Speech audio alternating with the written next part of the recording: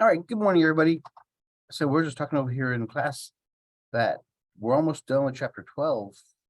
And after this chapter, we only have 4 more left. Chapters 13, 14, 15, and 16. And we have, counting this week, we have 9 weeks left. That's a lot of time. So we're doing good. All right. We left off at chapter 12, section 3, more on linear equations. Or more linear equations. Next section is section 4, Introduction to Applications of Linear Equations. In other words, what that means is we're doing word problems. Whenever you hear applications of, that means word problems. So here's the example. If 5 is added to a number, the result is 7 less than 3 times the number. Find the number.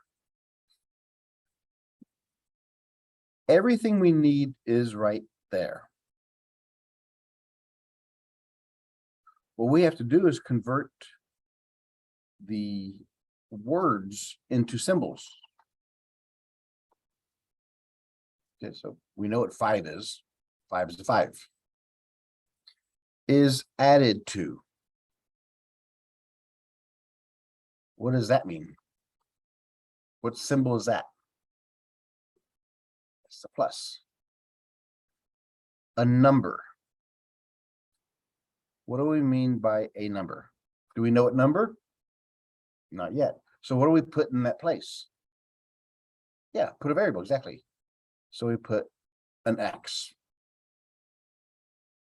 So what we have right now is 5 is added to a number, comma. Now it's the next sentence. The result is. What does result is mean? Yeah, so what symbol? This is the equal sign. So 5 is added to a number is equal to 7 less than. So the symbol for less than is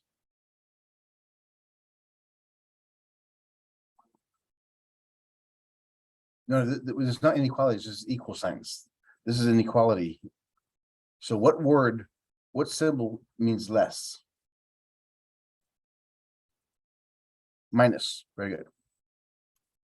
So 7 less than 3 times, that's multiplication, the number. Is it a different number? Or is it the same number?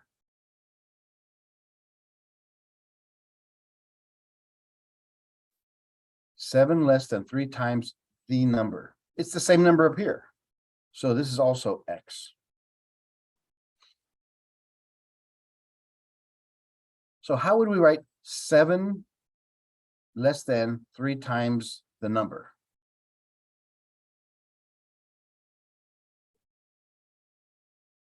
Ooh, now 7 minus 3x. Is that 7 less than, or is that 3x less than 7? With subtraction, it's backwards. So what this thing says, 7 less than 3 times the number. So we have the 3 times the number, and we have less than. We take away 7 from there. So when you do subtraction, you have to be very careful, because the way it's phrased, it could mean that the numbers are in reverse. 7 less than. 7 less than 3. So this is 7 taken away from 3 times x. Find the number, which means solve.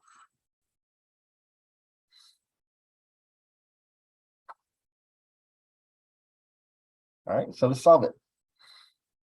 We have x's on both sides, so what do we do? Which one do we move?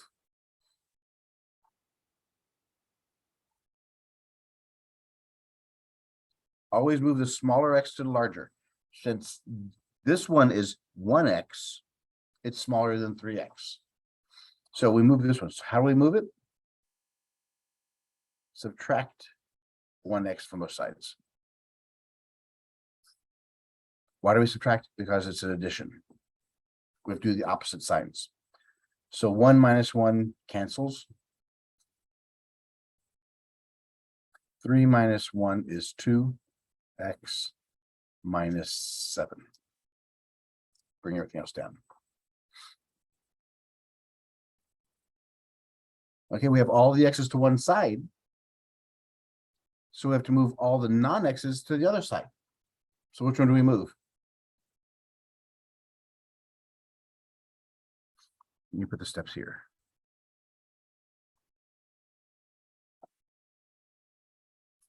Move x's to one side. Good morning, Paul. I stalled as long as I could. So we moved all the x's to one side. Move the smaller to larger.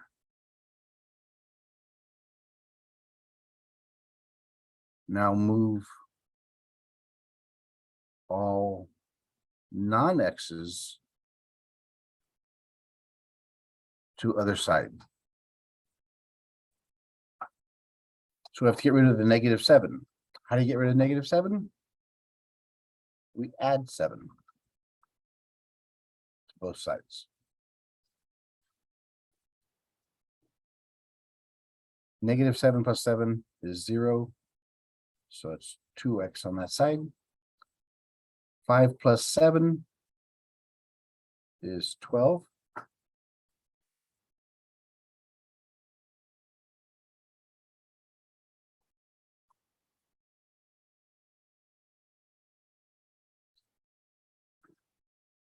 Remove any coefficient of x. So the coefficient of x is 2. How do we get rid of the 2? Yeah, since it's multiplied, it's 2 times x, we have to divide both sides by 2. 12 divided by 2 is 6. 6 equals x, or we can rewrite it as x equals 6.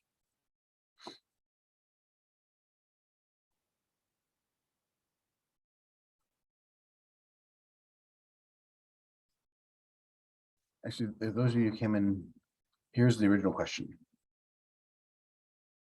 If 5 is added to a number, comma, the result is 7 less than 3 times the number.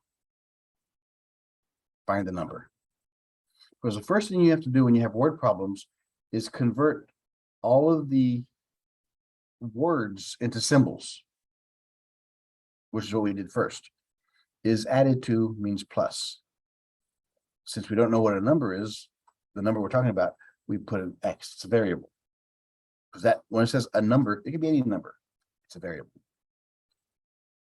The result is, which means equals, 7 less than 3 times the number. Which means 7 taken away from 3x. 7 less than the number. Did everybody get all the reminds I sent, all the videos and notes and everything? So those are from day 1. That's all of them. And I will make it a point from now on at the end of each week to send it as we go through. So in case you come in late or you miss something, you have it right there.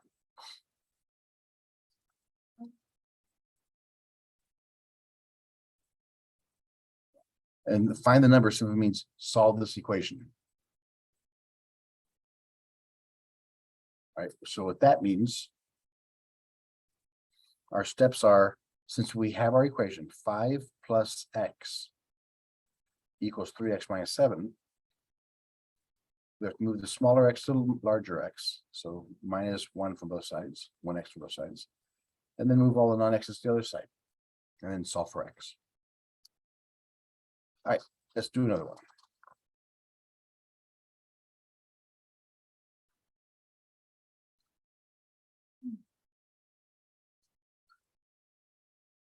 If 5 is added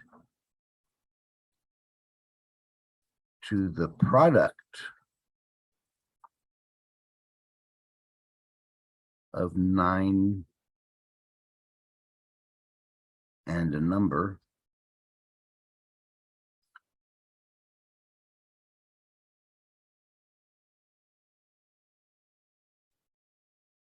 the result is 19 less than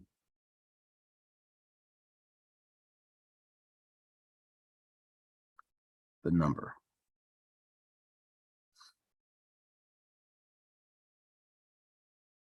Find the number.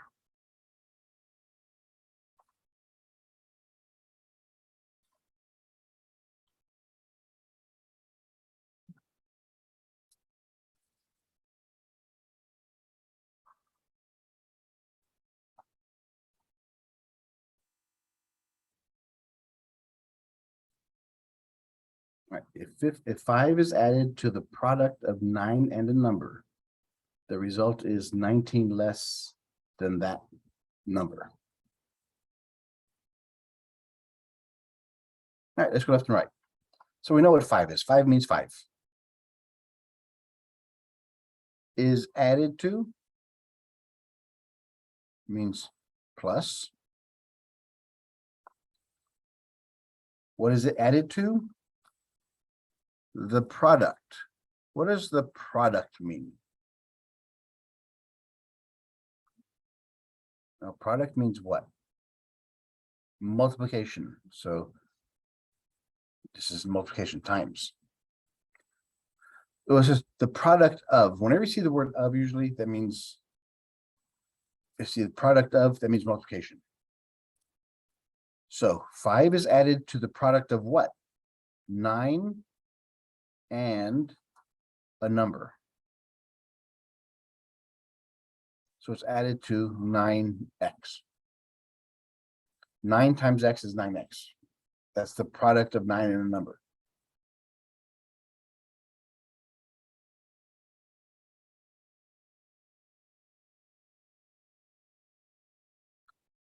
The result is, means equals.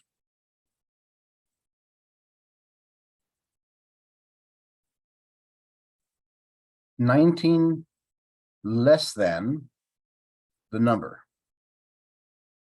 The number is the same number, it's x. What does less than mean? Subtract. But it means 19 less than the number. So we have to put the number first, and then we take away 19 from it. It's 19 less than, so I have to start with a number and then have less than that. So it's not 19 minus x, it's x minus 19. Subtraction is the only one that's could be backwards, the way it's written.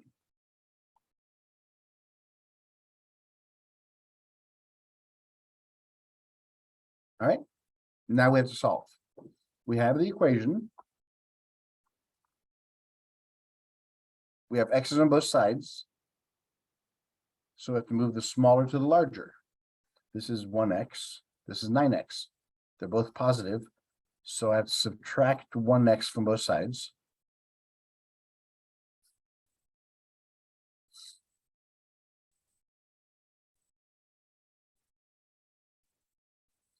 Nine minus 1 is 8.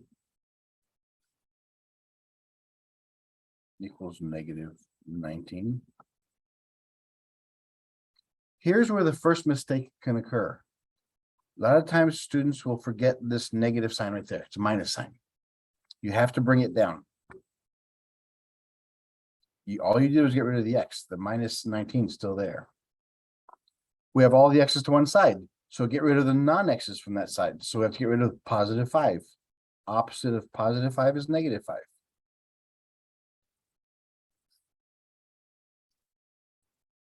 Five minus 5 is 0, so it's gone. Negative 19 minus 5, they're both negative, so the answer is negative. Since the signs are the same, you add the numbers. 19 plus 5 is 24. Again, treat the signs and the numbers separately. You'll never go wrong with the signs. Try to get the x by itself. We have to get rid of the 8. How do you get rid of the 8? Yeah, because look how it's connected. This is 8 times x. Since it's multiplied, the opposite is division. So we divide both sides by 8. There's only one negative, so the answer is negative. 24 divided by 8 is 3. And then always check your answer and make sure it's correct. Plug -3 in place of x and work it out. Just check your answer. 5 plus 9 times -3 equals -3 minus 19.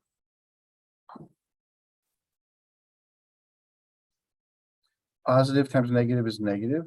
9 times 3 is 27. -3, negative, they're both negative. 19 plus 3 is 22.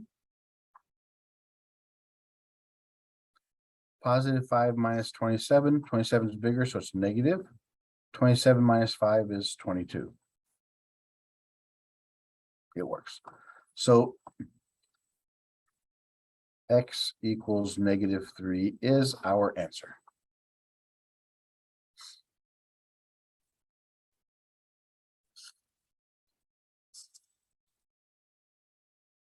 All right.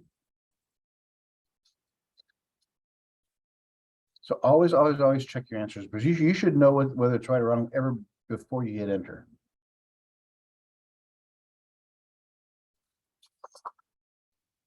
Now let's fix them. Those 2 examples were not applications because they didn't show us, they didn't prove anything. They just let us work out problems. Here's an application problem. The 150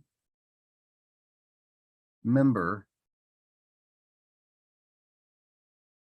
Iowa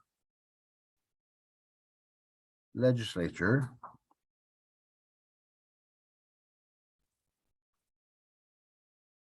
includes 18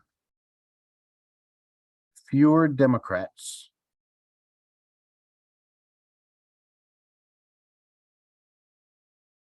than Republicans.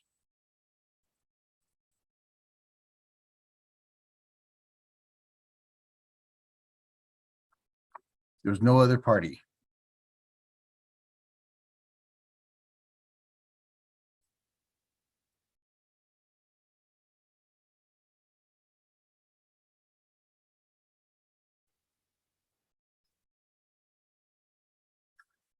How many Democrats and Republicans are there?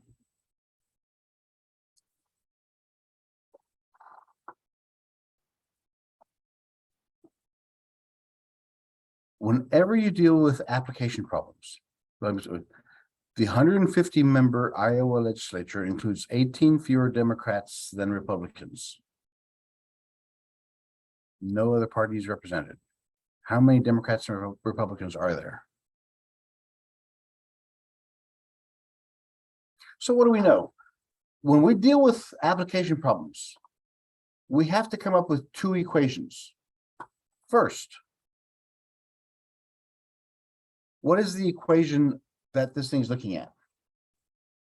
The main equation. Democrats plus Republicans equals how many?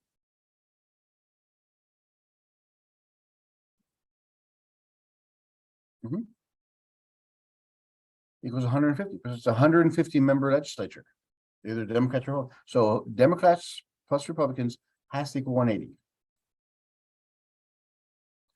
You have one equation with 2 variables. You cannot have that. So the next thing we have to do is find the relationship between the Democrats and Republicans.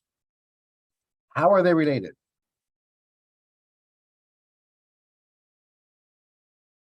Includes 18 fewer Democrats than Republicans.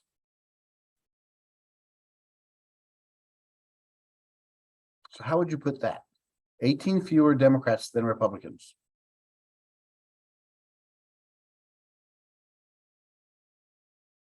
Okay, let's pretend that they're equal so far. What would make them equal? There are 18 fewer Democrats than Republicans. So who has more? Republicans, right? So in order for them to be equal, how many Republicans do we have to get rid of?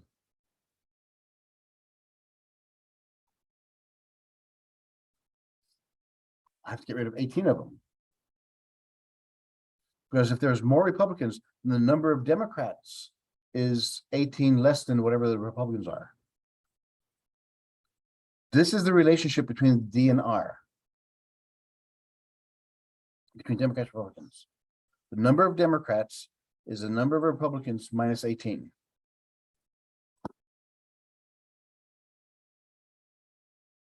Okay, your first step is find the original equation of the overall problem.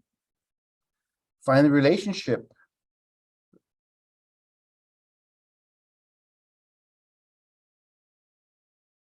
the overall problem.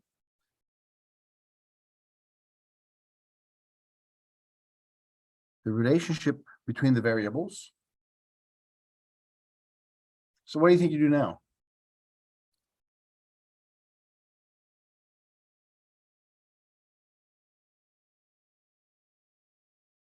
We can't solve this one because you can't have two letters in there, two separate letters. We know what D equals. What does D equal?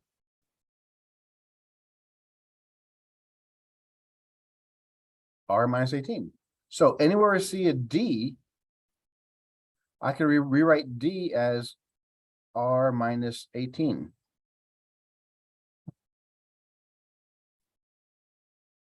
Plus R equals 150.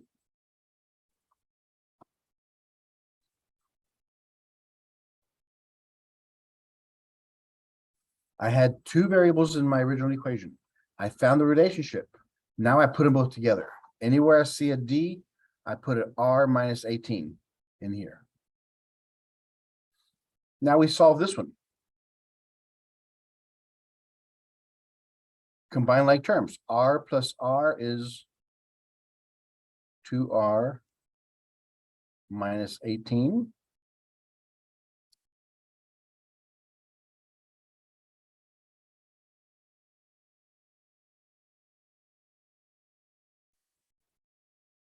Next step.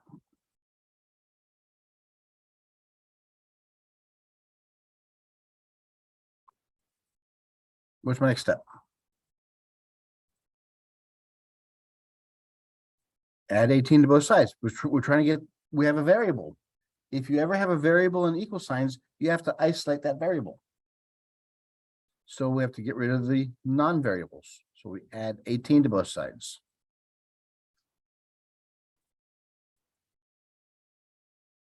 Two R equals 168.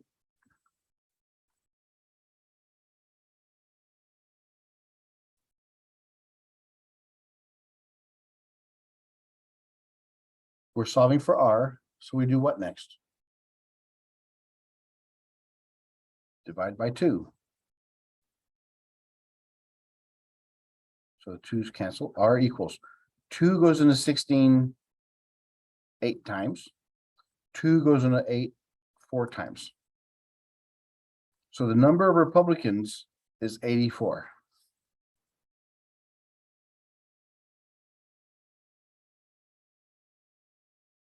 How do we find the number of Democrats? Yeah, we have the formula right there. The number of Democrats is this formula. So R is 84 minus 18. So we have 84 minus 18. Can't do that. So borrow one. 14 minus 8 is 6. 7 minus 1 is 6. So the number of Democrats is 66.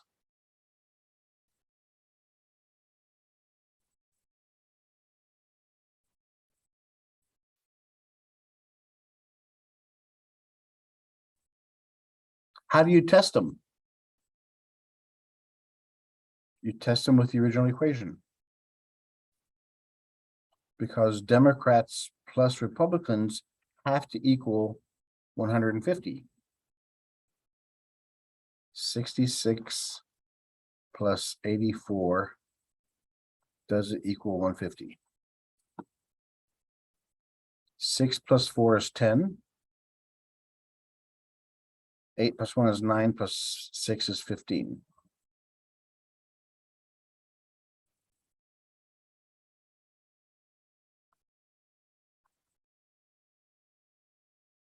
So Democrats being 66, Republicans 84 is our answer, or are our answers.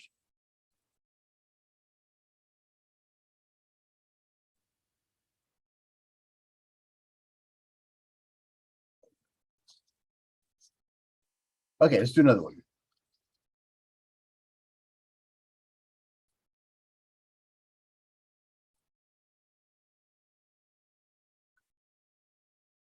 At the 2010 Winter Olympics,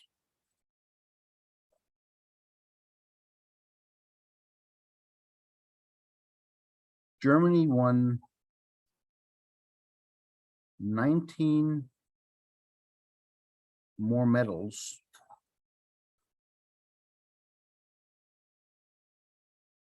than China.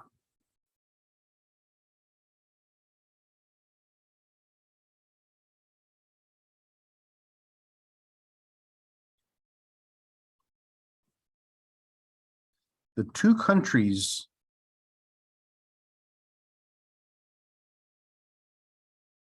won a total of 41 medals.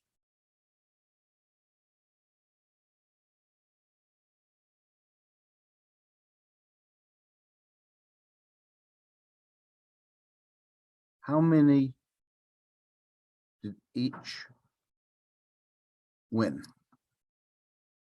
At the 2010 Winter Olympic, Germany won 10 more medals than China, or 19 more medals than China. The two countries won a total of 41 medals together. How many did each win?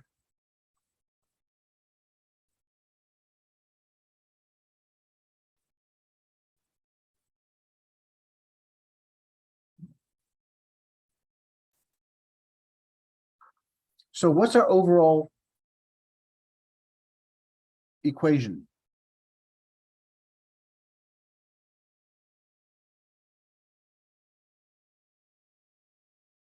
We know we have two countries. What two countries do we have? Germany and China. What about them?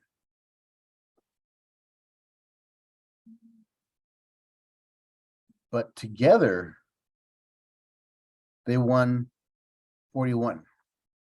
We have to find the equation about both of those countries. So together, they won 41 medals.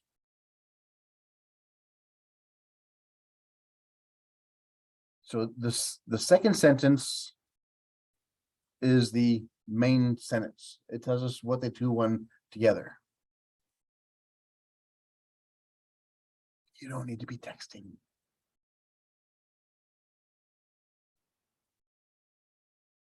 So what do we know about the relationship between the two countries?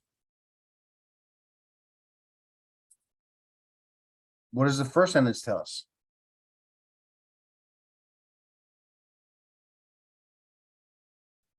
So how do I put that in an equation?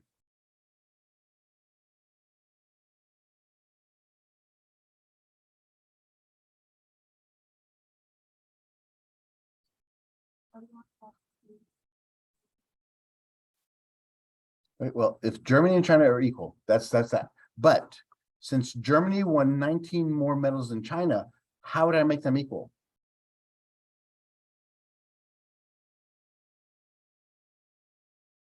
Add in 19 more to China. Because to make these two numbers equal, since Germany has more, I had to add 19 more to China. So there's my relationship between the two variables. Anywhere I see a G, I can put a C plus 19.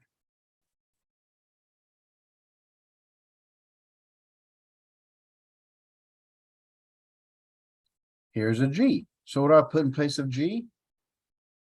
C plus 19. That's from here. Plus C equals 41. You notice now I have only one equation and only have one letter. Now I can solve it. I couldn't solve it when I had one equation and two letters. C plus C is 2C plus 19 is 41. Trying to get the C by itself, so we have to get rid of the 19. Since that's plus, we have to subtract 19 from both sides.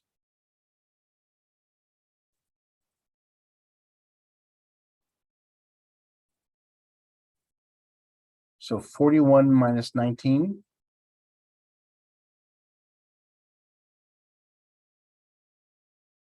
One minus 9 I can't do, so I got to borrow a 1. 11 minus 9 is 2. 3 minus 1 is 2.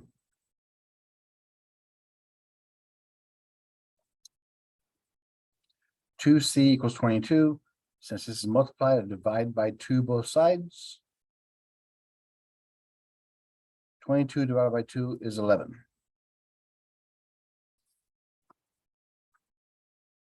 So China won 11 medals. Now to find out how many Germany won, I go to where Germany is defined. Germany equals China plus 19. 11 plus 19. 9 plus 1 is 10. 1, 2, 3. So Germany won 30.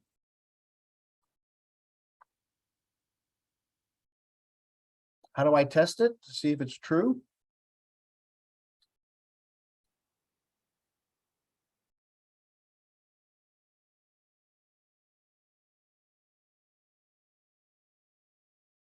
Do we have anywhere there that says what it should equal?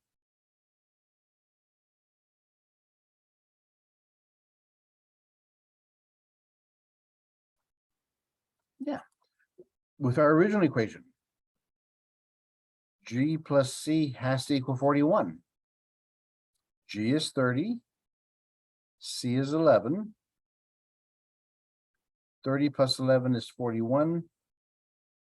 Yes, it equals, so it works. That's how you test it.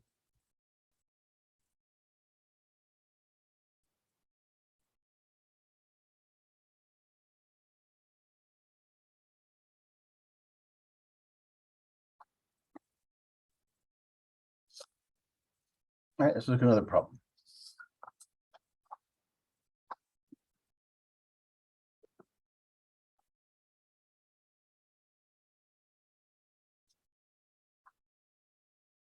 At a club meeting,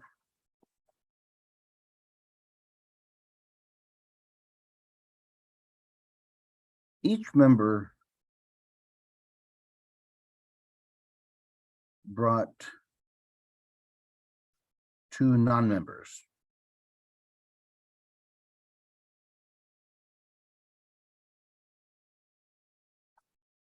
At a club meeting, each member brought 2 non-members.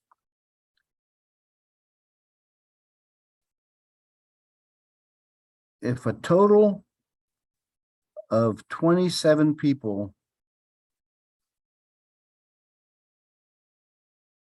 attended,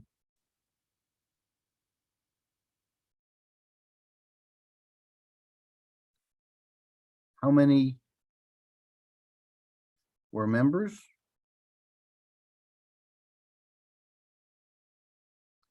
And how many were non-members?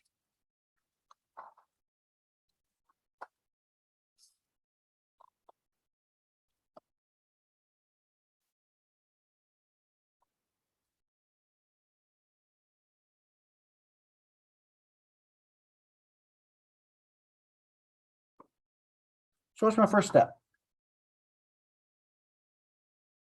After reading the question. At a club meeting, each member brought 2 non-members. If a total of 27 people attended, how many were members, how many were not members? So what's the overall equation?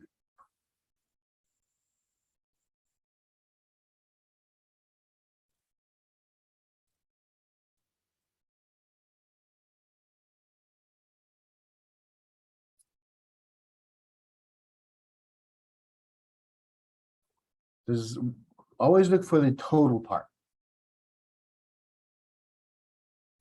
If a total of 27 people attended, what people attended? Members plus non-members. Together, they had to equal 27 people.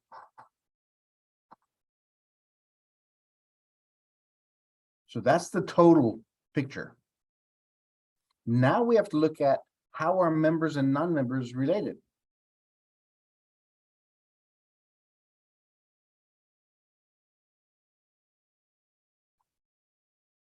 So it says each club member brought 2 non-members.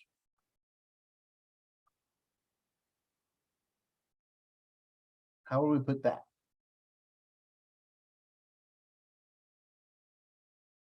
Each club member brought 2 non-members.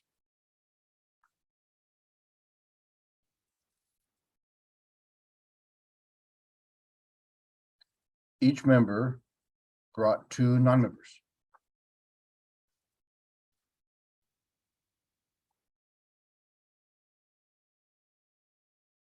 Not n plus 2, 2n. Because, well, see, because here's the relationship. If each member brought 2 non-members, then for every 1 m, we have 2 n's. Yeah, it's not added to because you're adding the non-member plus 2 more. That's why you have to relate it back to the members.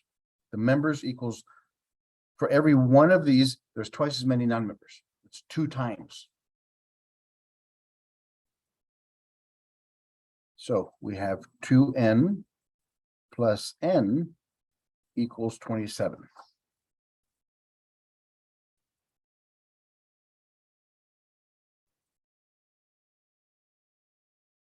Yeah, you see the difference between what because for every member you have a non-member plus 2 more. So that's 3 more people coming in there. Plus the members. So that's too many.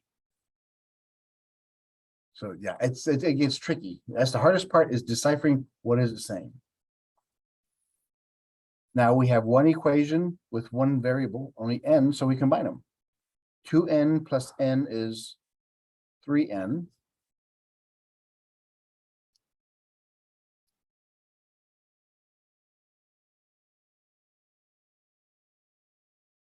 So solve, divide by 3.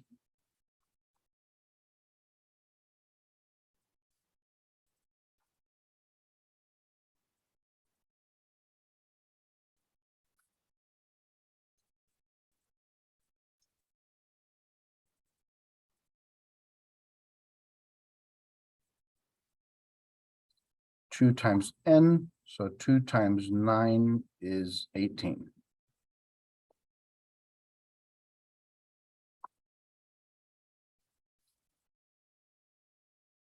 Should there be more members or more non-members?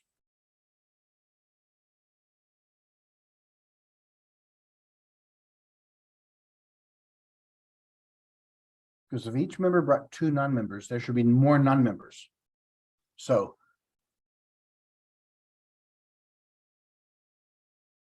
non-members equals 18. Members equals 9. If we add them together, we get 27, which is a number of people.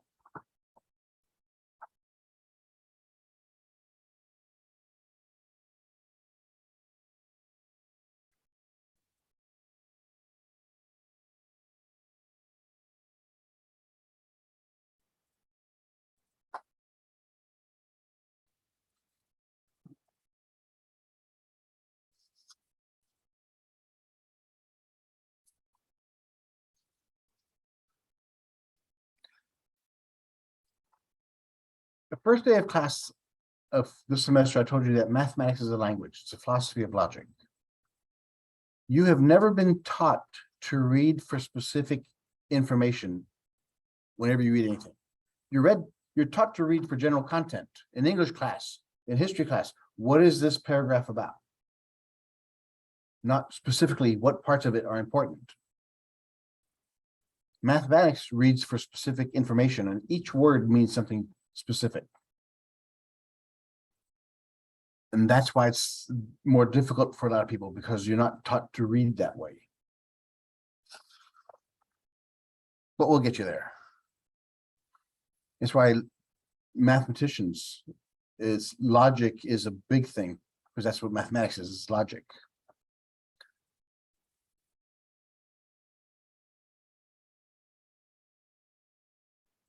A project calls for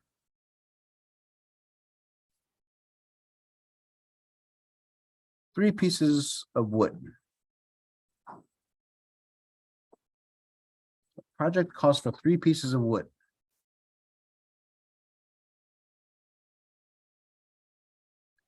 The longest piece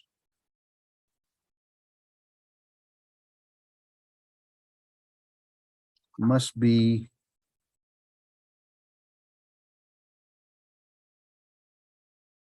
twice the length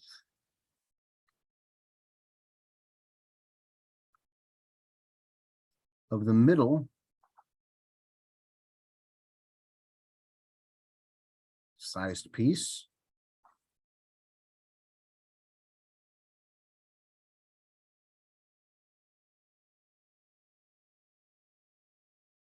The shortest piece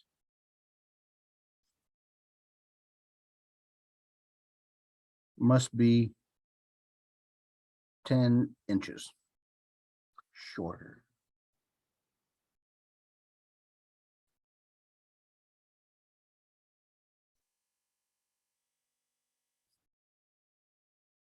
Than the middle piece.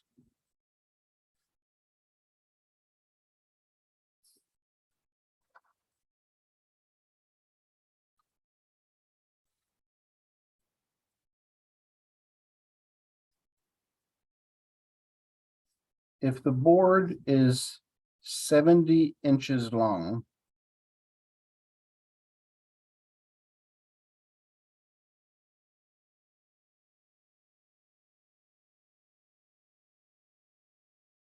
how long must each piece be?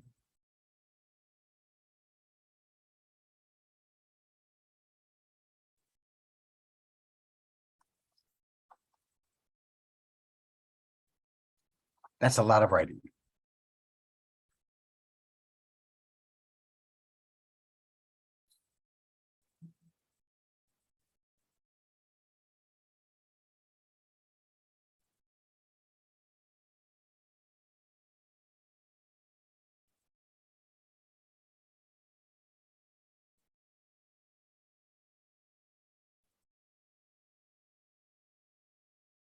A project calls for three pieces of wood. The longest piece must be twice the length of the middle-sized piece. The shortest piece must be 10 inches shorter than the middle-sized piece. If the board is 7 inches long, how long must each piece be? All right, so the overall equation will be what? What do you know about the three pieces? Yeah, the long plus the middle plus the short has to equal 70.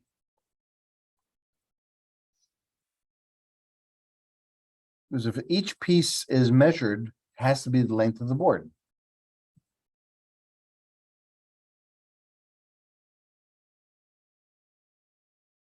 Now, that's the overall. Now we have to find the relationship between the pieces. The longest piece must be, which is equals, twice the length of the middle. So how would I put that? The longest piece must be twice the length of the middle.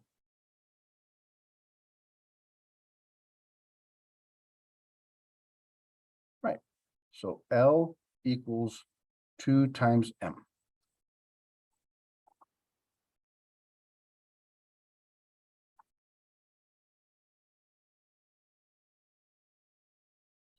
The shortest piece must be 10 inches shorter than the middle. The shortest piece, that's S, must be 10 inches shorter than the middle. So the shorter piece must be what?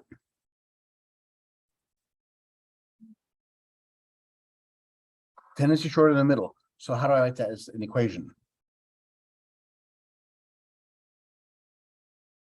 No, it's S equals the middle piece minus 10. If the middle piece is 20 inches, the shorter piece has to be 10 inches shorter than that. So it's the middle minus the 10 is shorter than, less than, take away from. So you 10 inches taken away from the middle piece. And then we have the middle piece. It's the length of the middle piece. So here's a relationship between the variables. Here's the equation. So anywhere I see an L, what do I put in its place? 2m. 2m. And m is just m. What do I put in place of S? No. M minus 10, right? M minus 10, because that's what the shortest piece equals. And all that has to equal 70 inches.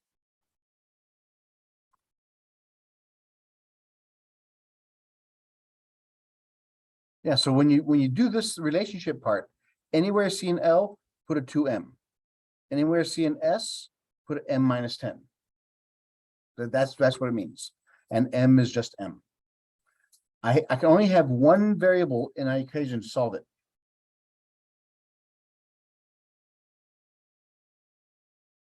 What do I do now? Combine like terms. I have 2m plus m equals what?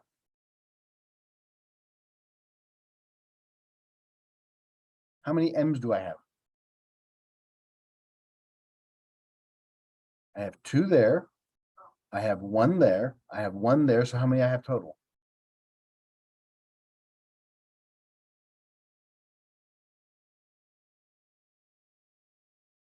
These 2 plus 1 is 3 plus 1 is 4. 4m minus 10 equals 70. Yes, the coefficient always goes in front of the variable.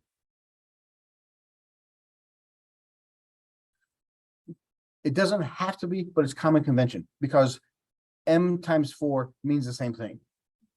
But it looks better if it's 4m. So the coefficient always goes in front of the variable. Thank you for that. That's a good question. So I have one equation, only one variable. I solve for m. What do I do first? Yeah, get rid of the 10. Leave all the variables here, non-variables there. Negative 10, opposite of that is positive 10.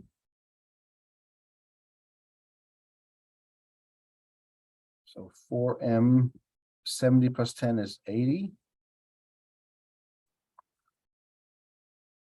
How do I get the m by itself? Divided by 4.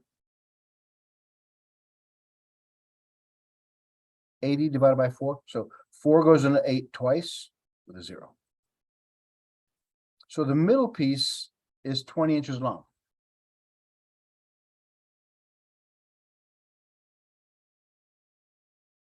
How long is the longest piece? 2 times 20 is 40 inches.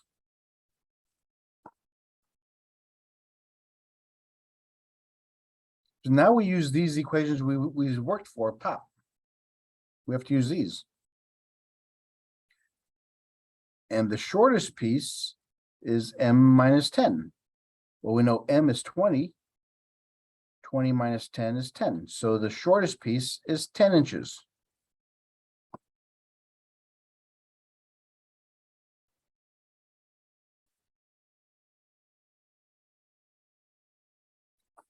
How do I check see if that's right? Yeah, if I add them all together, what has to equal?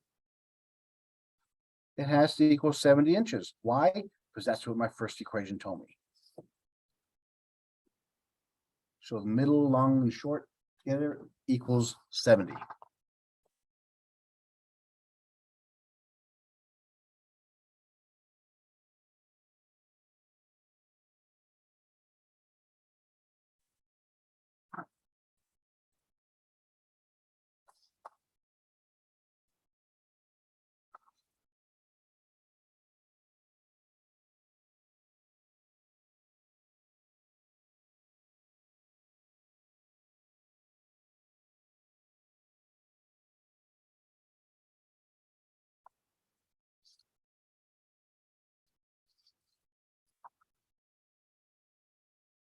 All right, in word problems and application problems, you're going to see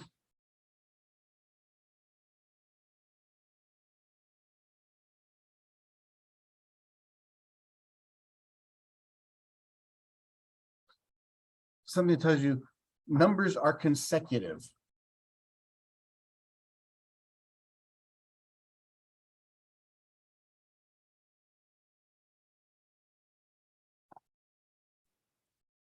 For example, the sum of two consecutive numbers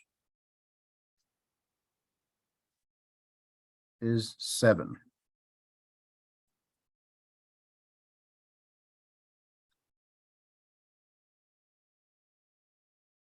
What are the numbers?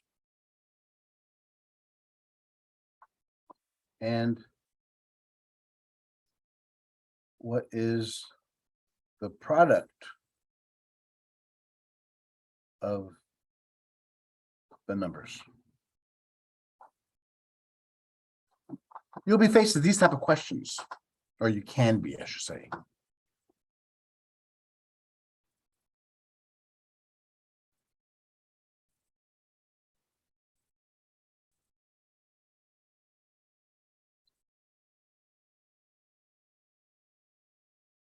Now, when it says consecutive numbers, let's say consecutive integers, usually consecutive integers. If the first integer is x, any x you pick, let's say it's 10. What's the next number after 10? Consecutive means what? What does consecutive mean? Yeah, one exactly. One after another. So what's the next consecutive integer after 10? 11. How do we get there? If x equals 10, how do we get to 11 from the first one? How do we go from 10 to 11? What do we do? Add 1. So it's x plus 1.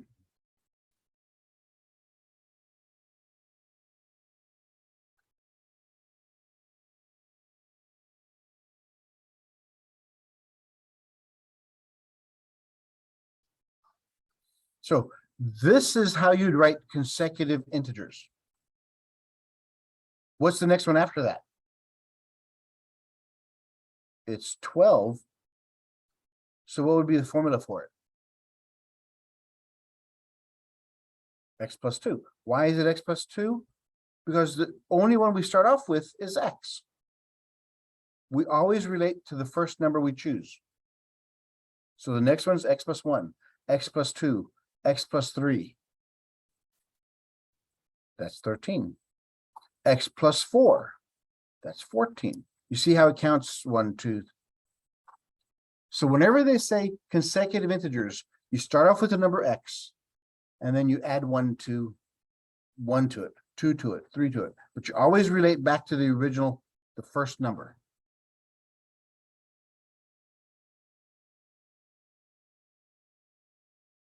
Okay, so in our example,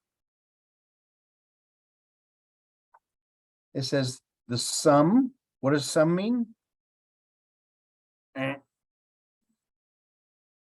Addition. Sum means addition. The sum total, if you add them all up, the sum total. So sum means addition. Summation. The sum of two consecutive numbers. So the first one is x plus, what's the next one? X plus 1, because it's the next one in line, is 7.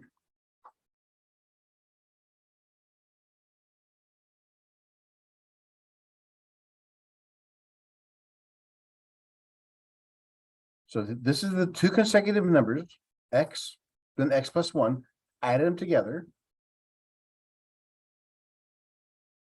combine like terms, x plus x is 2x plus 1 equals 7.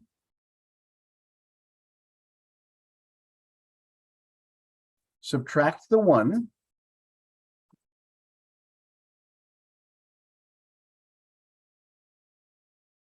Seven minus 1 is 6. How do we get the x by itself? Divided by 2. So x is equal to 6 divided by 2 is 3. This is what x equals.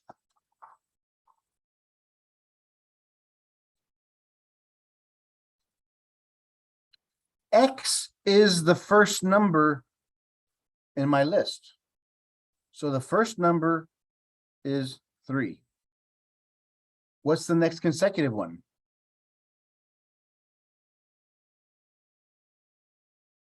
So if I add them together, I get 7, which is what I'm looking for.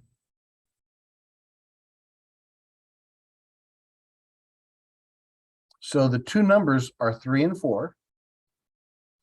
The second question is, what's the product of the two numbers? What does product mean?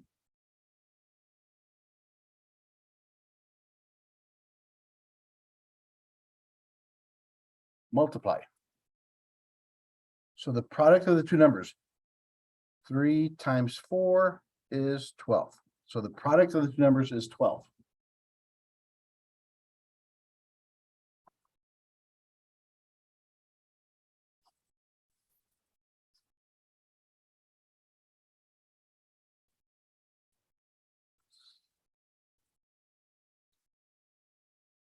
So whenever you have an idea, a question that talks about two consecutive numbers, that's what you're talking about.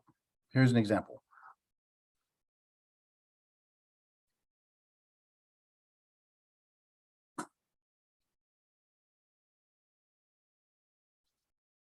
Two pages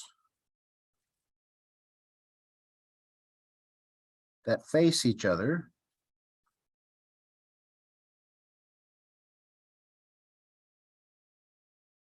in a book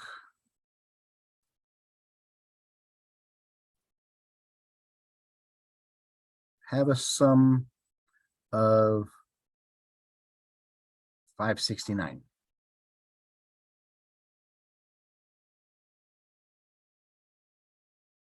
What are the page numbers?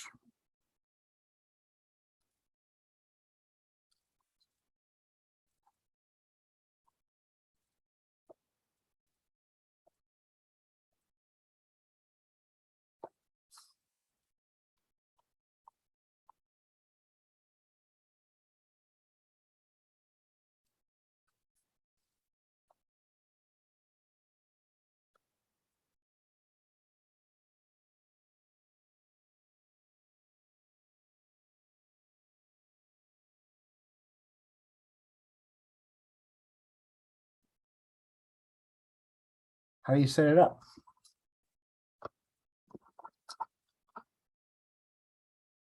two pages that face each other have a sum of 569. How do you set it up? What does that first sentence mean?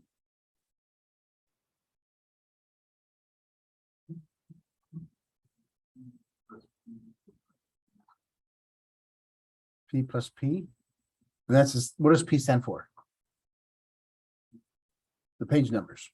So if it's P plus P, that's the same page number. Don't we have to have two separate page numbers? So yeah, we have P, that's the first page. What's the next page?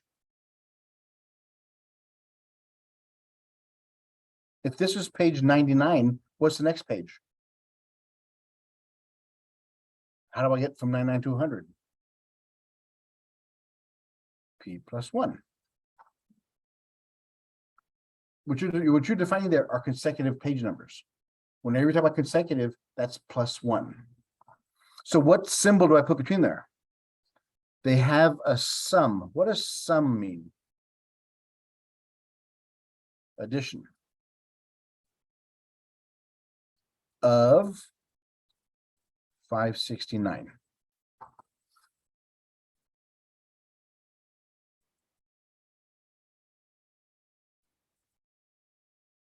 So here's the first page, P. The next one is P plus 1. Together, those two pages equals 569. P plus P is 2P plus 1.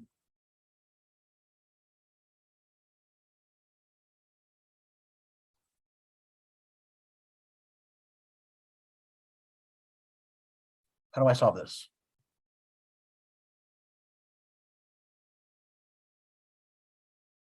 Subtract 1, very good.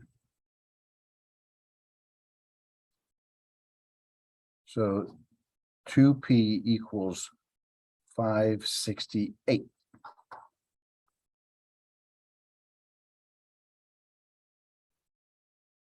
Then divide by 2. 2 goes into 5 twice with 1 left over. 2 goes into 16 8 times. 2 goes into 8 4 times. So the page number is 284. What's the next page number?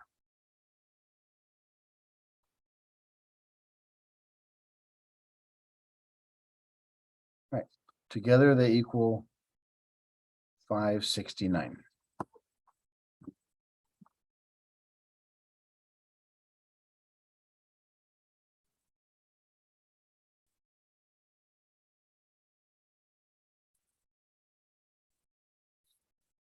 So even though it didn't say consecutive page, it implied it. Since we have 2 pages of a book, of course they're going to be consecutive page numbers. That's why you set P plus 1. Whatever page you start off with, that's your P or N. You add 1 to it. Okay, those are with integers. What if I ask you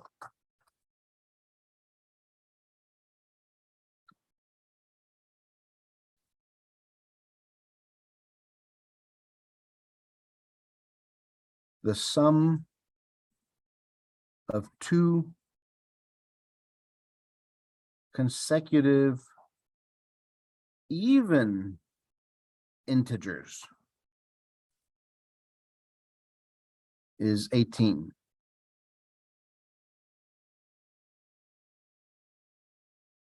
What are the integers?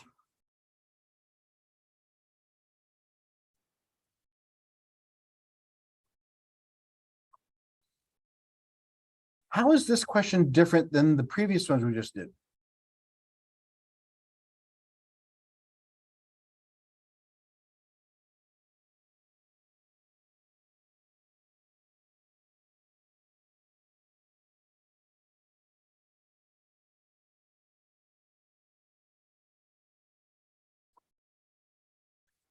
In the previous ones,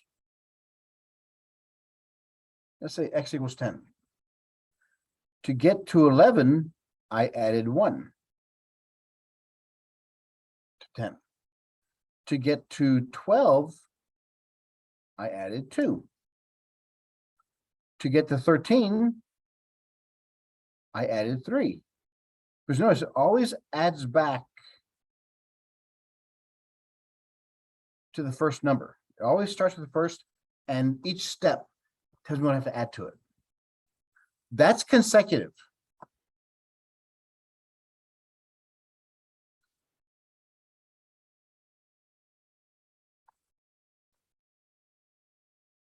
Only one in.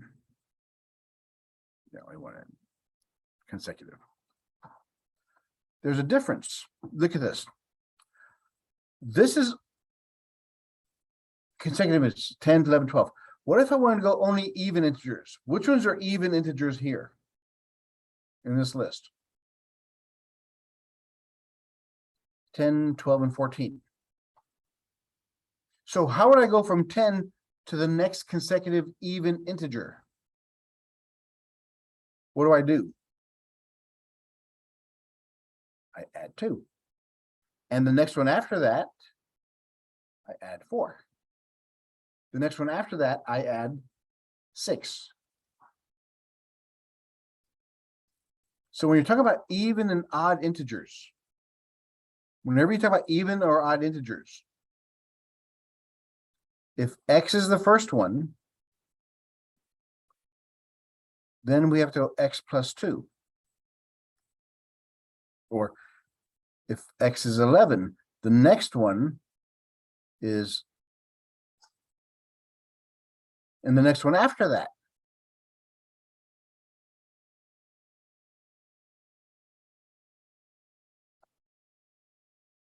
So for consecutive even or odd integers, you always add 2 to the previous one. Why do you add 2?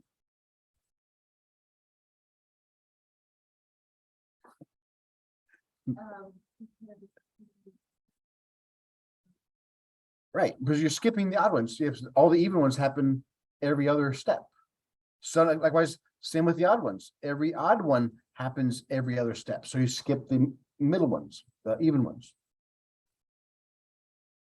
So if the question says 2 consecutive even or odd integers, you have to add 2 to it. So in this example, the sum of 2 consecutive even integers is 18. The first one is x. What's the next one?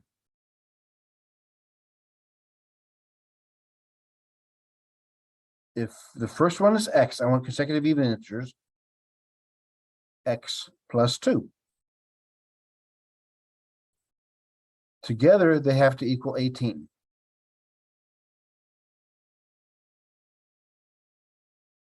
That's what this sentence says. The sum of 2 consecutive even integers. So it's x is the first one, x plus 2 is the second one.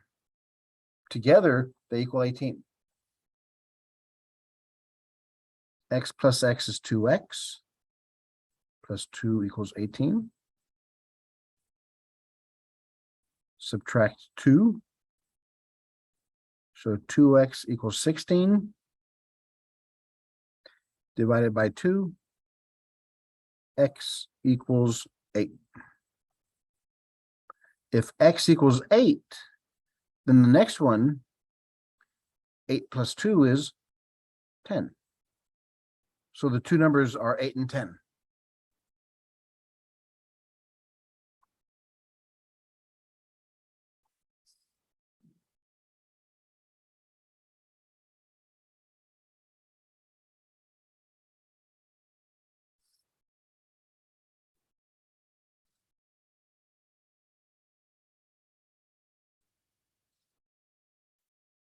The sum of 2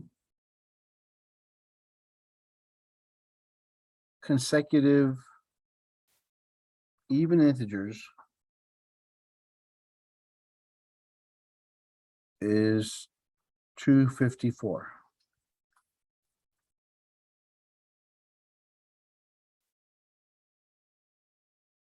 Find the integers.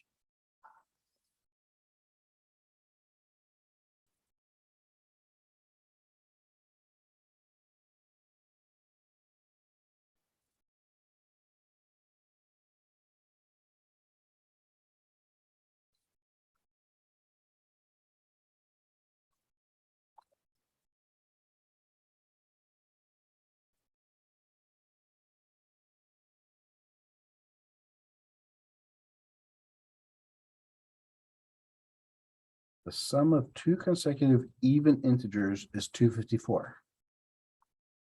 Find the two integers. So how do I set it up?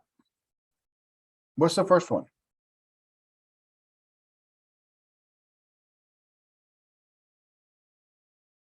The first one is always x. You start off with the first even integer. Two consecutive. What's the next consecutive even integer? That's x, which you start off with. What's the next one after that? X plus 2. Because if this is 20, the next one's 20 plus 2 is 22. What do I do with them? It says the sum. So I add more than add 2. I take the first number and I add 2 to that. So it's x plus 2. And together they have to equal 254. The sum of two consecutive even integers is 254. So x plus 2 has to equal 254.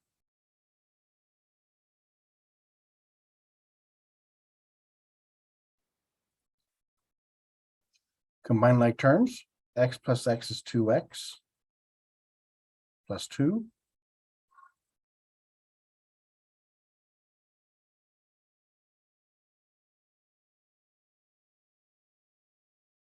Subtract 2.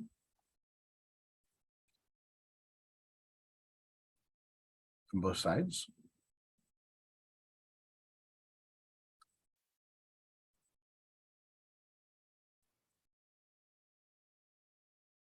Get the x by itself, I divide by 2, both sides. 2 goes into 2 once. 2 goes into 5 twice with 1 left over. 2 goes into 12 6 times. So the first number is 126. What's the next even integer after 126?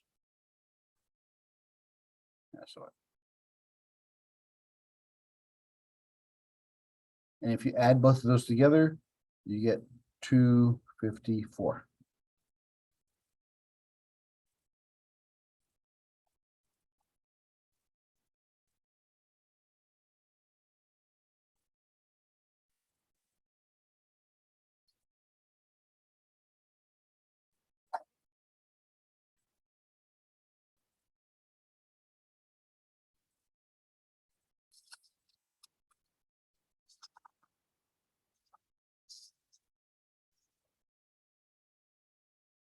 Okay, let's change it up a bit.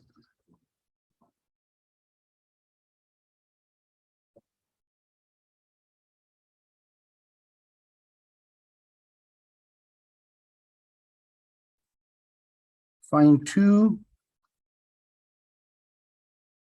consecutive odd integers such that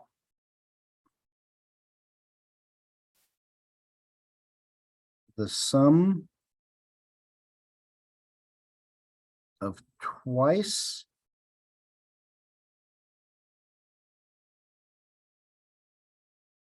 the lesser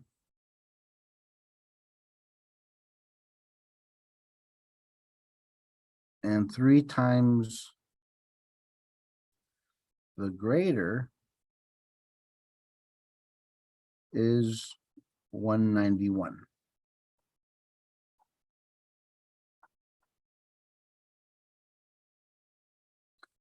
Find two consecutive odd integers such that the sum of twice the lesser and 3 times the greater is 191.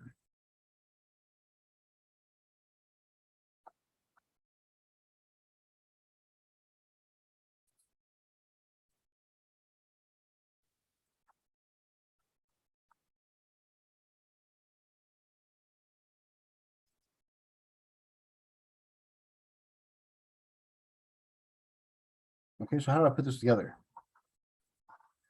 What's the first thing it tells me? Yeah, I gotta find two consecutive odd integers. So what are two consecutive odd integers? What's their formula?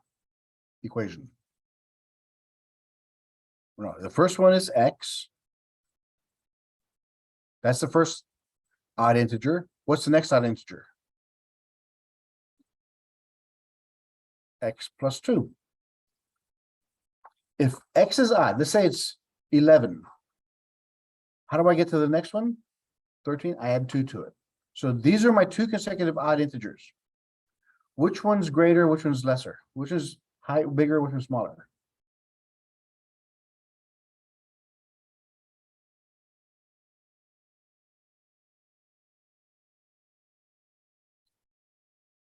It's not a trick question. If this one is 11, what's this one going to be? So which one is bigger? Which is smaller? Yeah, this is the greater. This is the lesser. It's not a trick question. It's a bit. Which one's bigger than the other?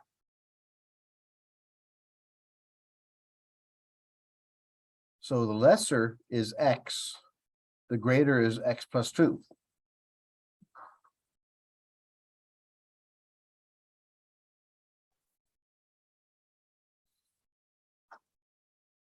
So we have to find it such that the sum, which means what? Add.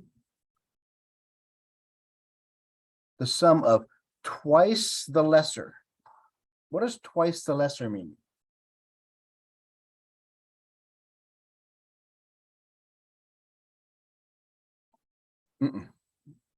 Not twice. If I'm thinking, if I say the number is 10, what's twice 10? Multiplied 2 times. So the lesser is x, so it's twice x.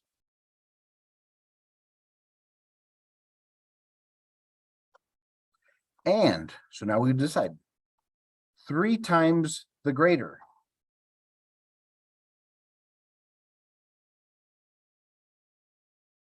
Three times, what's the greater?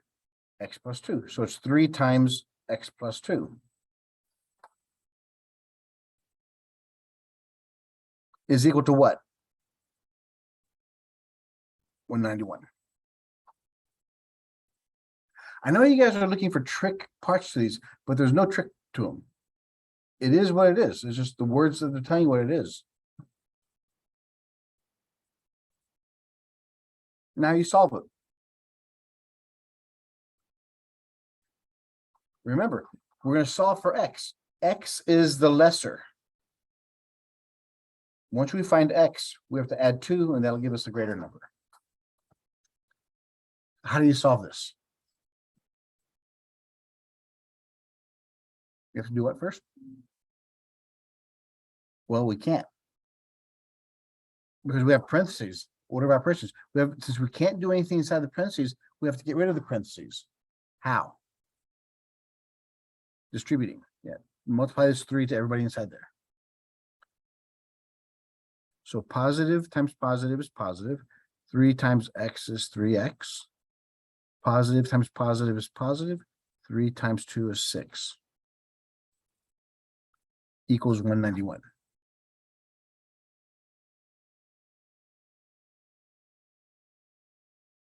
Whenever you get rid of parentheses, always combine like terms. 2x plus 3x is 5x. Plus 6 equals 191. Solve for x. We have to get rid of the 6 first, so we subtract 6 from both sides. 191 minus 6 is 185.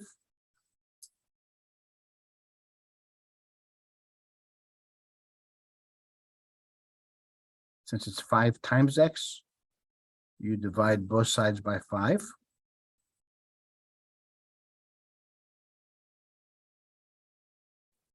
Five goes into 18 3 times, with 3 left over. 5 goes into 35 7 times.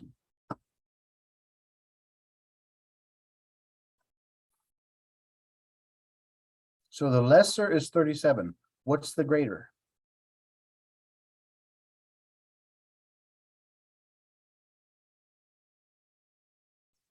Because they have to be consecutive odd integers. The next odd integer after 37 is 39.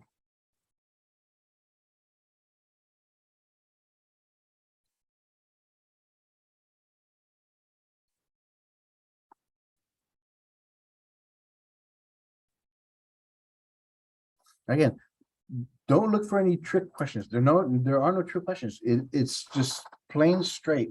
Interpret what the question is saying and then solve it from there. Okay, that's consecutives. So if I ask you for consecutive integers, that's x, x plus 1, x plus 2, and so on and so forth. If I ask you for consecutive odd or even, then it's x, x plus 2, x plus 4, x plus 6, and so on and so forth.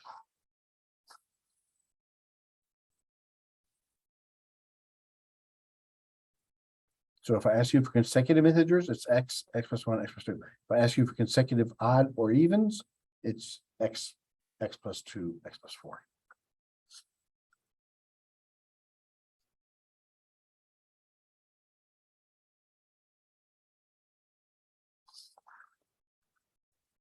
Let's recall back in geometry.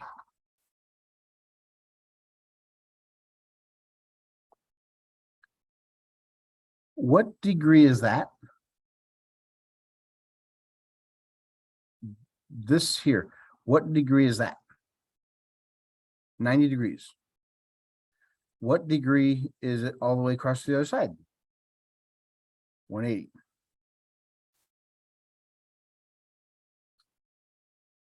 So if I have two angles, angle A and angle B, if angle A plus angle B equals 90 degrees,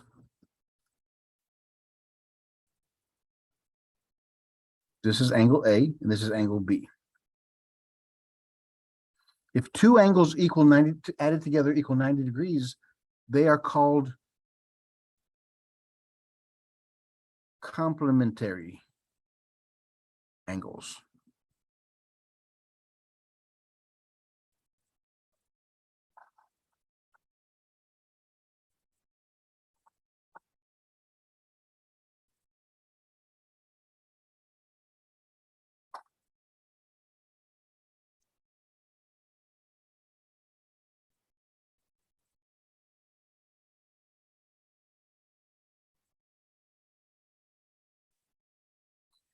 If I have two angles and they add together to equal 180 degrees,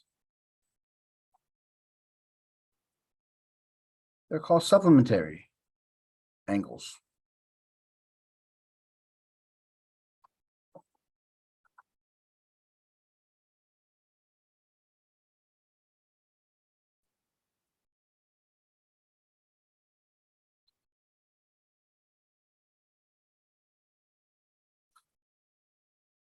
The easiest way to remember which one's which,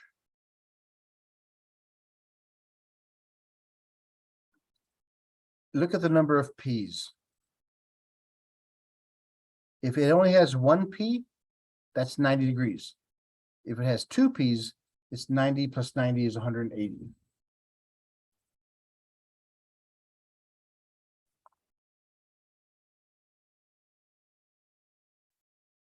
So this is called a straight angle.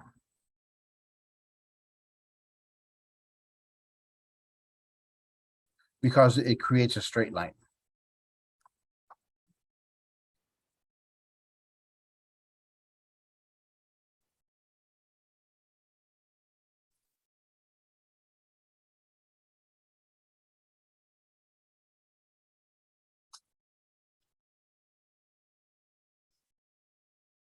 Find the complementary angle of angle 26 degrees. Find the complementary angle of angle 26 degrees.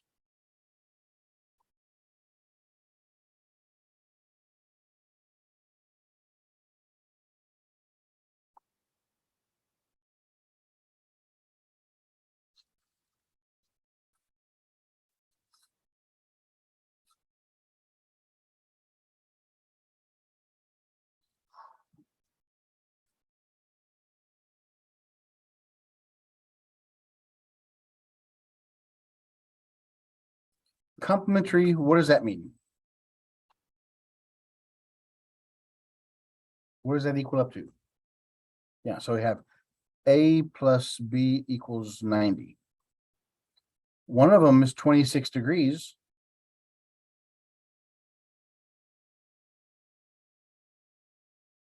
So what's the other one? Subtract 26 from both sides.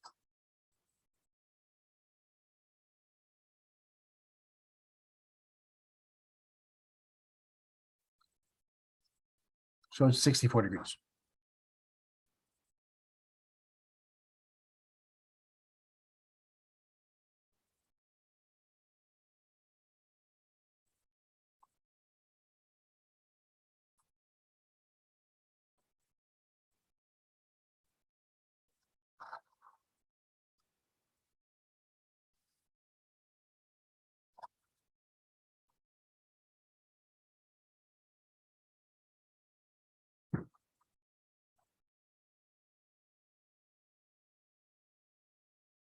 Find the supplementary angle to angle 92 degrees.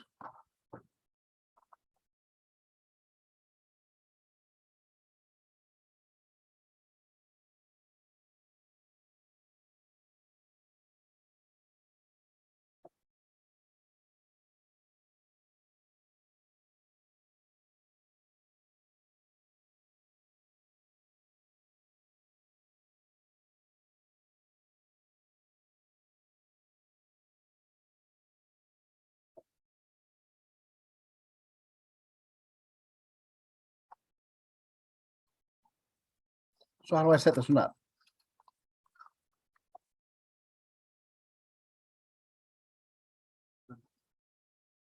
Very good. A plus B equals 180 since they're supplementary. A is what? 92 plus B equals 180. Subtract 92.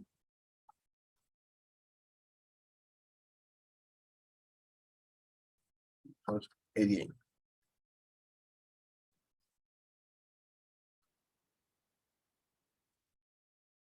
Make sense? The next one I'm gonna give you, I just found one. This one takes more thinking. But yes, whenever you have two angles that are supplementary, add them together, they have to equal 180. If it's complementary, add them. How do you know which one's which? Number of P's. Each P is worth 90 degrees.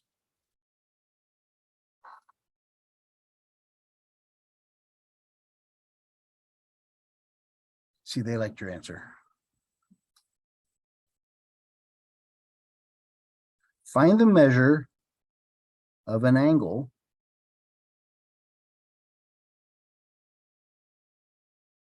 whose complement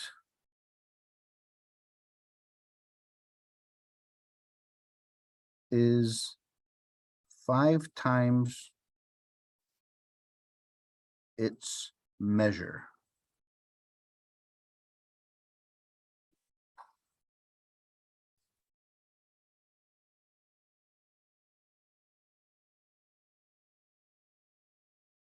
Find the measure of an angle whose complement is 5 times its measure.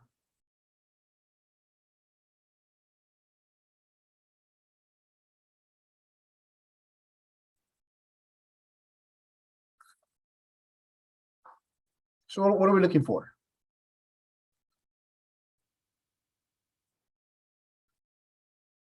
The measure of an angle. That's what we're looking for. It says find the measure of an angle. So that measure is whatever X is. We don't know what it is yet. How do we set it up? Whose complement is equals 5 times its measure. So if we have some angle X, how do we find its complement?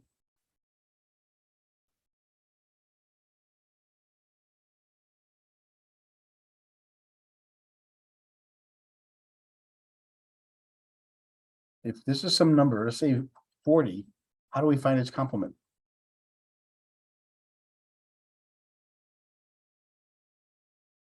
(90 minus 40).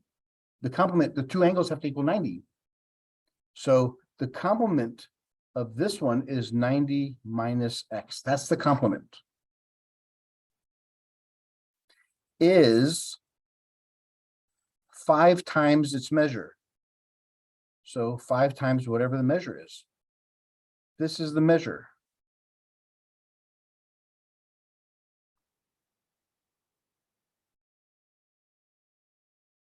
So go ahead and solve that one.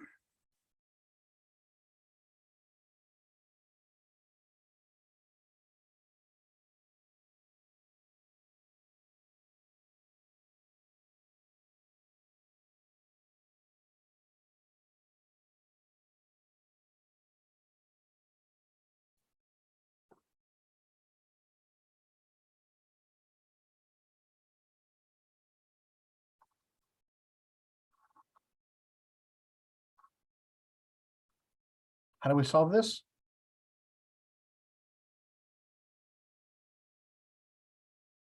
I have x's on both sides. Which one do I move?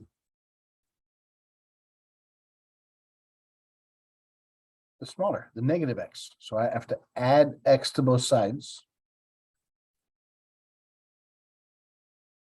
So 90 equals 6x. 5x plus 1x is 6x.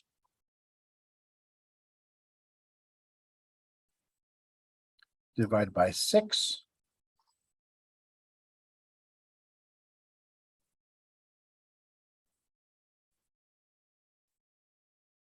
(90) and 6 have what in common? 3. 3 goes into 90 30 times. 3 goes into 6 twice. So 30 divided by 2 is 15. And there's your answer.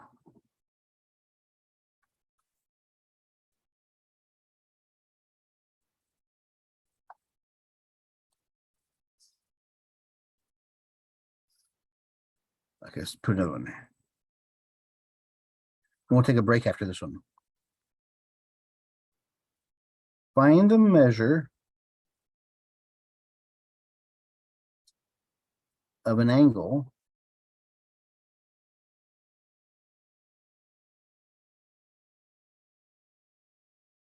such that twice its complement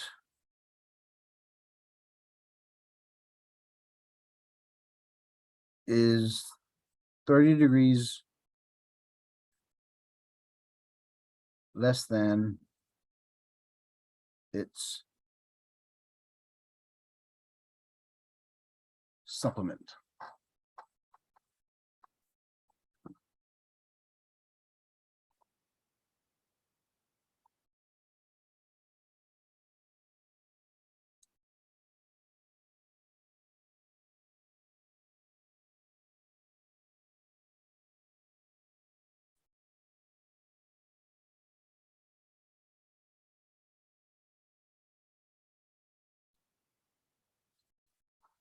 Find the measure of an angle such that twice its complement is 30 degrees less than its supplement. Told you this was going to make you think.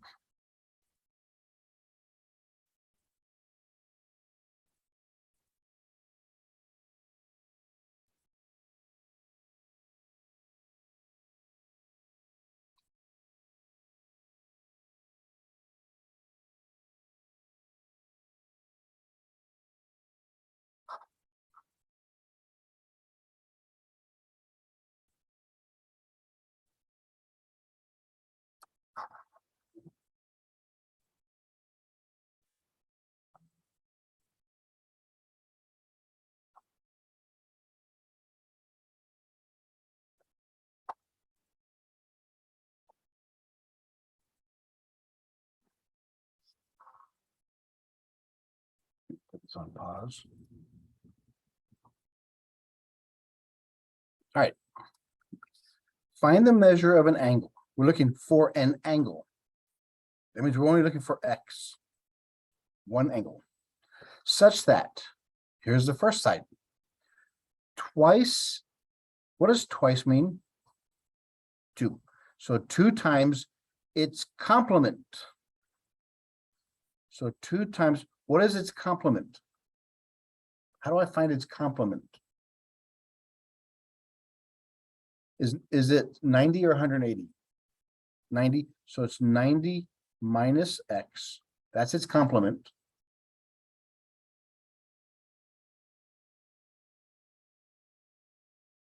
Is, which means equals, 30 less than its supplement. What is its supplement?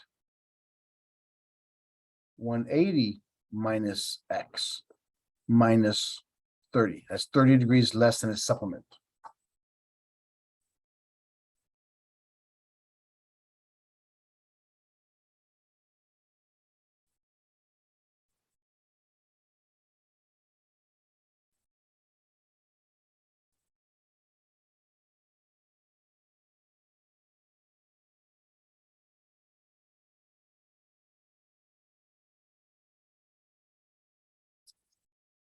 Get rid of the parentheses.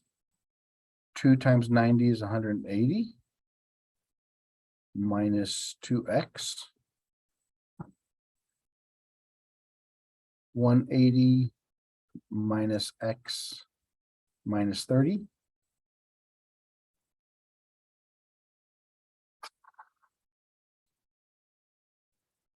Move all the x's to one side. Which one do we move? -2 or -1? Which is smaller? -2. -2 is smaller. Because if you do it and you end up with a negative in front of x, you know you did it wrong. So do the other side. So we add 2x to both sides.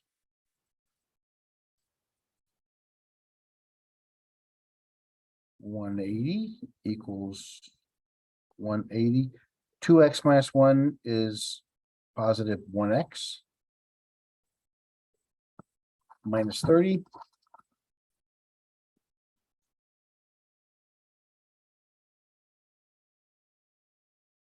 Since we have 180 on both sides, if I get rid of 180, they're both gone.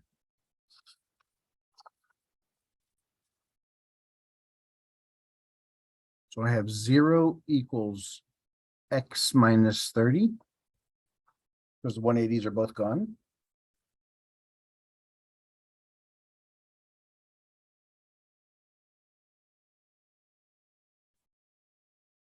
So 30 degrees equals x, or x equals 30 degrees.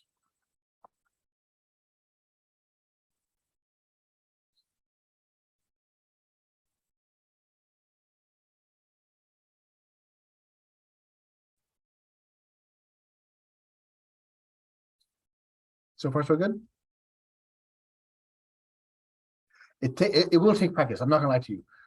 Word problems are the even worse hated than fractions. But it takes practice. To be honest with you, I really think that all algebra courses should be taught using nothing but word problems.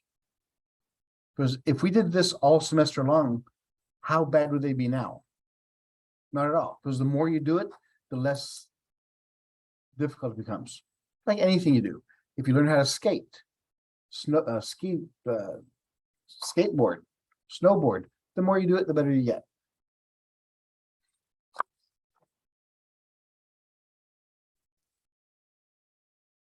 All right, let me see what else we got. That is the end of chapter 12.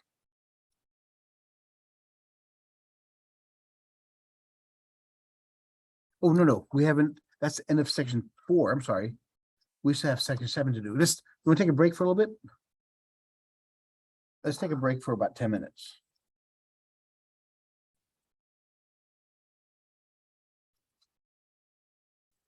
All right.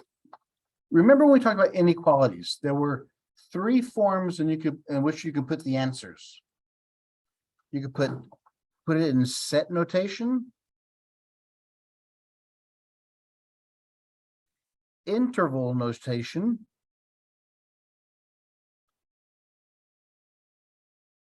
and graphing.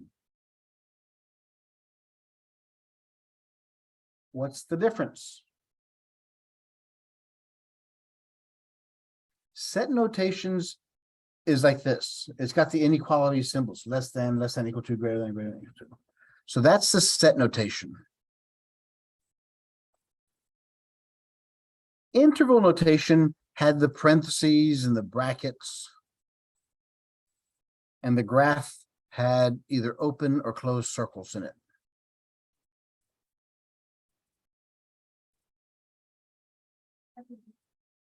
Is what?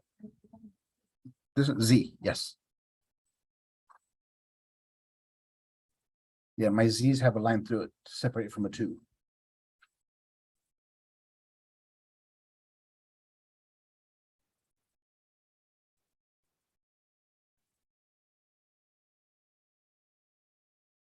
And when solving inequalities, you treat it the same way you do an equal sign.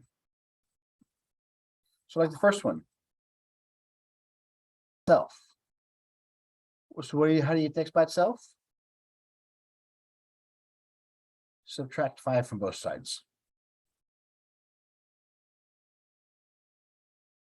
5 is bigger, so it's negative. 5 minus 2 is 3. That's set notation.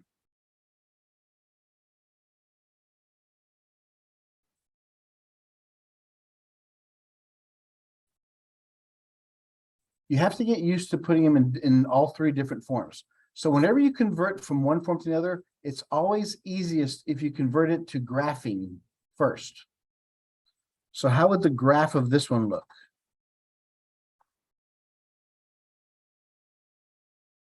So we have a point, -3. Is it an open or closed circle?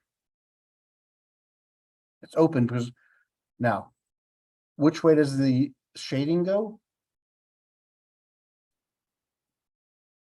Yeah, because if you have X on the left-hand side, the pointy arrow tells you which side to shade. So it goes all the way down to -infinity. Okay. On the graphing on the computer, it may give you open circles, or it may ask, since it's going to the left, it may want a parenthesis going that way. Because parentheses and open circles are the same things. So all depends on what it's giving you to work with. So that's set. This is graphing. How would you put this in the interval notation? Remember, interval notation, you have the beginning and the end.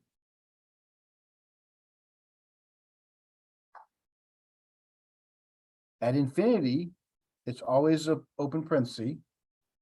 At -3, so X is between those 2 endpoints. So interval notation, you simply put the endpoints of where X is contained in.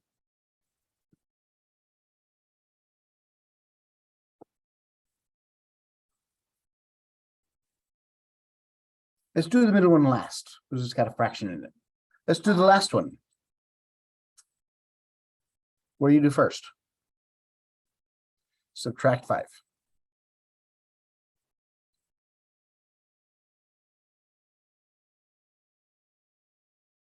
Ten minus 5 is 5.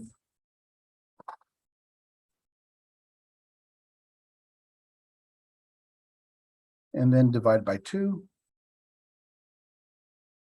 So X is less than equal to 5/2, which is 2 1/2. Just remember, you don't put it in proper fractions. It also, 2 1/2 makes it easier to find than instead of 5/2.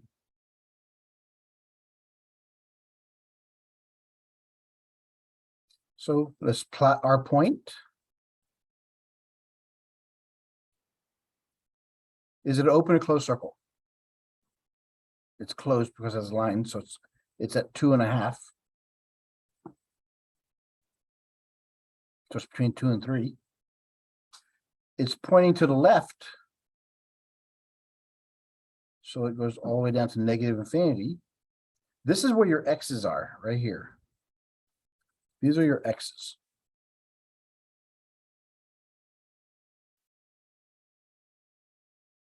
So the interval notation, look at your endpoints at negative infinity and positive, right here, 2.5. Infinities are always open parentheses. Since that's a closed circle, that means it's a bracket. Again, if you don't remember this, review your notes when we did inequalities, it'll come back to you, or watch the video on it.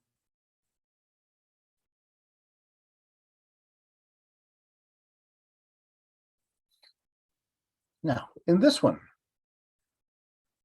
again, treat this the same way you do an equal sign. Whenever you have fractions and equal signs, get rid of the fractions. What's the LCD? What's the only D? Denominator, bottom number, 4.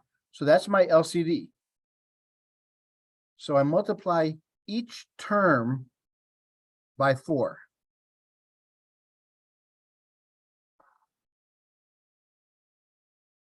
So it's 4 times Z. The 4's cancel, so I have -3. 4 times 5 is 20.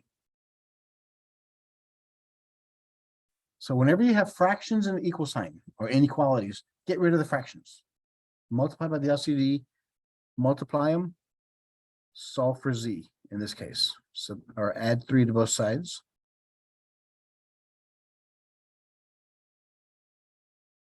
For Z greater than or equal to 23.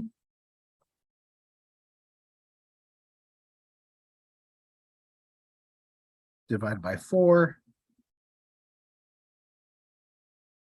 4 goes into 23 how many times? With how many left over? 3.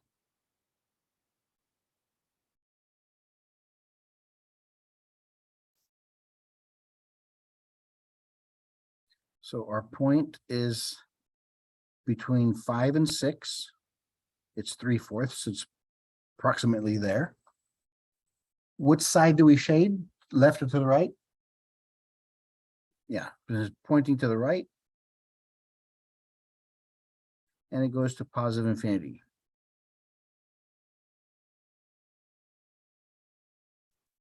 So we start at 5 3/4. That's that point there. And go to positive infinity. And it's a bracket. Again, this should bring back lots of memories from a week and a half ago. What if I gave you this set notation? How would you graph that? How would you read this first?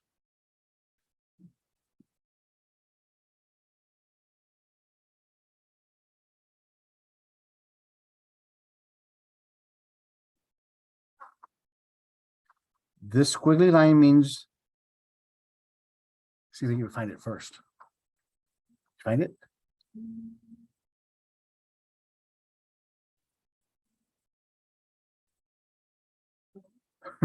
Okay, the squiggly line means the set of X. That straight line means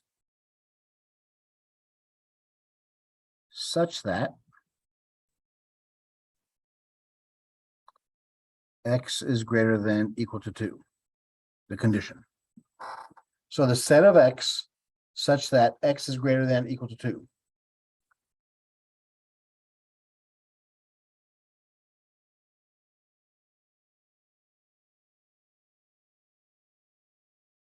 Is it open or closed circle? Closed. And which side do I shade? Left or right? Right, because it's pointing to the right, so I shade to the right.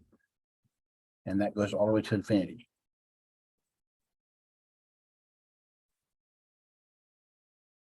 So it's 2 to infinity, and it's a bracket.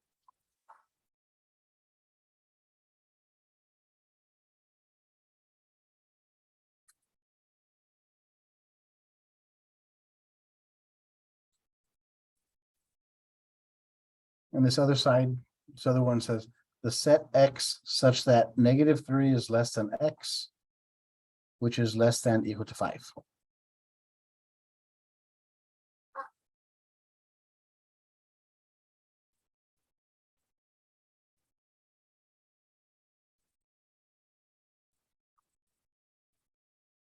So my two numbers are -3 and 5. X is between there.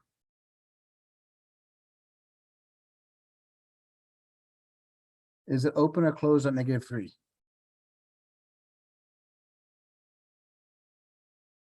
Open. And closed on 5 because it's a line underneath it. So my interval notation is from -3 to 5, parenthesis, bracket.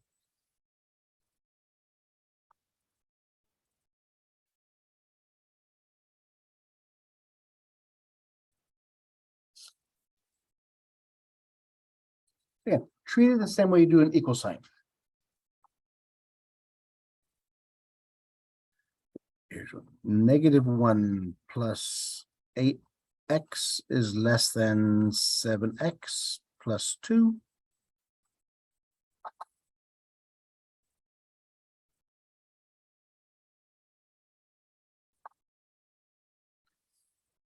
Again, put it in interval notation and graph it.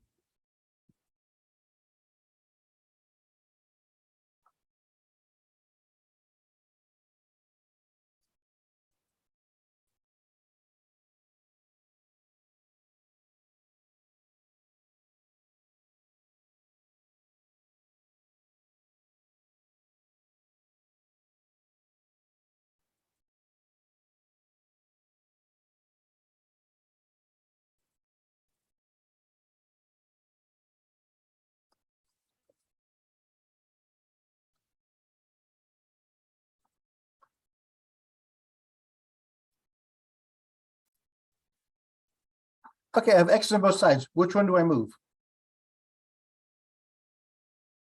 The 7x, the smaller to the larger. So I subtract 7x from both sides.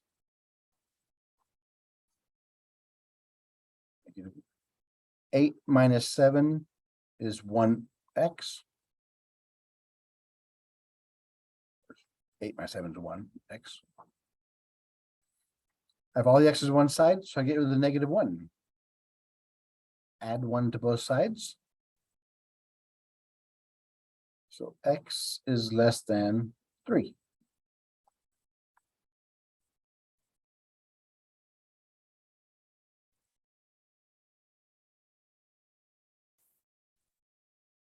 Open or closed? Open, and it shades to the left because it's pointing to the left. So it goes all the way to -infinity. So I put my two endpoints, -infinity and 3, and they're both parentheses. Okay, then we want to try another one. All right, let's move on to much more exciting and dangerous things.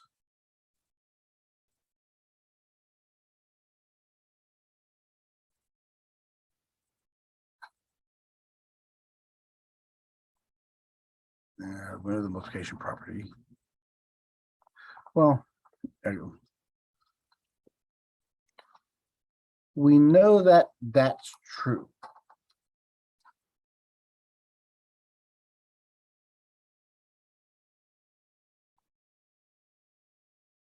Multiply both sides by first 2, then -2.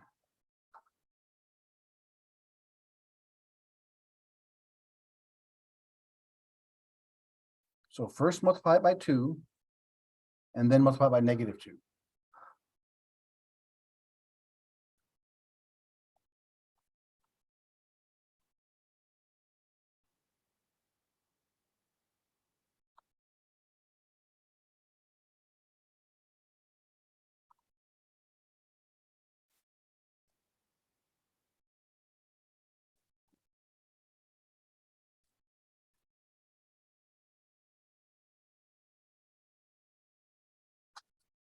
So our first one, we multiply both sides by 2.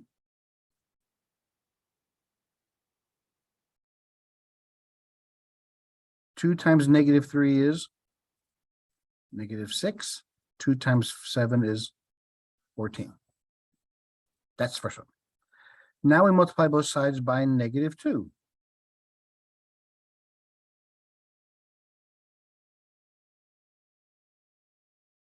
Negative and negative becomes positive. 2 times 6 is 12. Negative, positive is negative. 2 times 4 is 28. What's wrong? Wrong direction.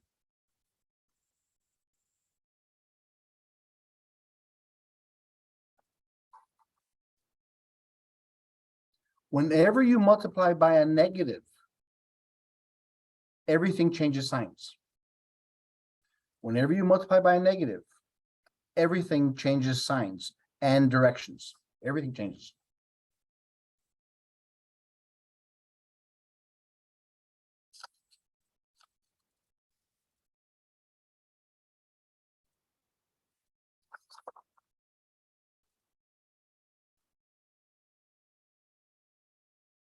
-15 minus 2x plus 1 greater than equal to 4 times x minus 1 minus 3x.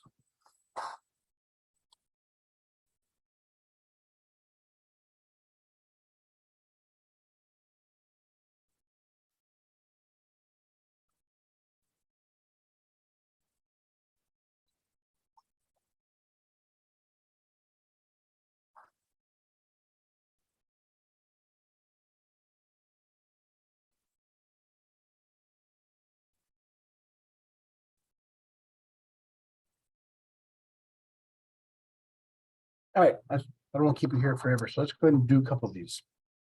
What's the first thing I have to do?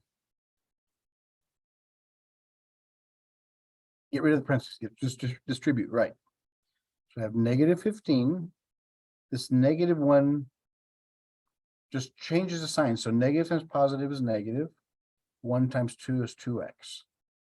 Negative times positive is negative. 1 times 1 is 1. Positive is positive. 4 times x is 4x. Positive times negative is negative. 4 times 1 is 4. So we have to first get rid of the parentheses by distributivity, right? Whenever you get rid of parentheses, you always do what next? Right, combine like terms. So -15 minus 1, they're both negative. 15 plus 1 is 16.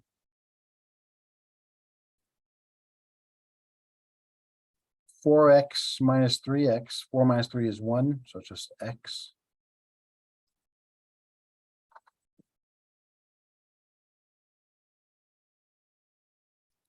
Okay, we combine like terms. We simplified both sides. Now we have x's on both sides. Which one do we move?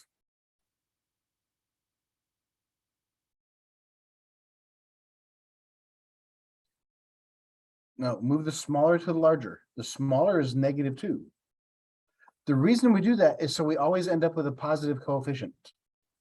So to get rid of the -2x, we add 2x to both sides.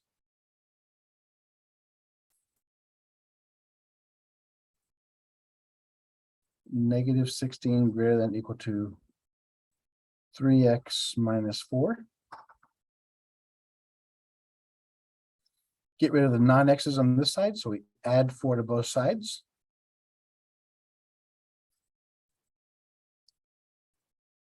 -16 is bigger, so it's negative. 16 minus 4 is 12.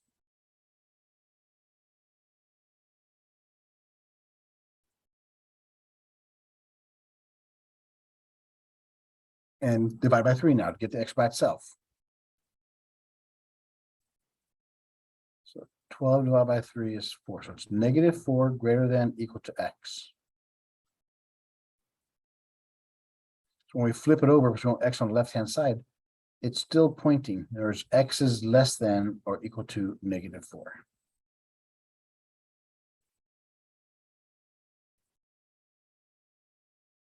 start off with a graph. So at -4,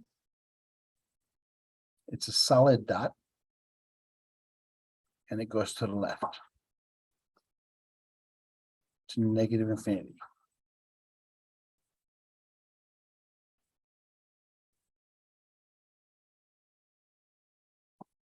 So it's parenthesis negative infinity, comma -4 bracket.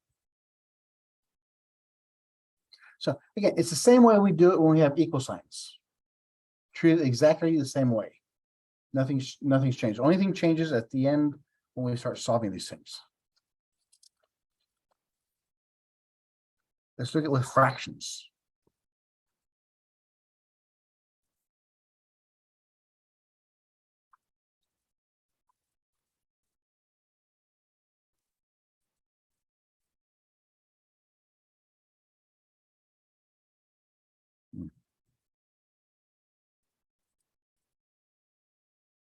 One fourth x plus 3 plus 2 less than equal to 3/4 x plus 8. How many terms do we have? How many terms do we have in this equation?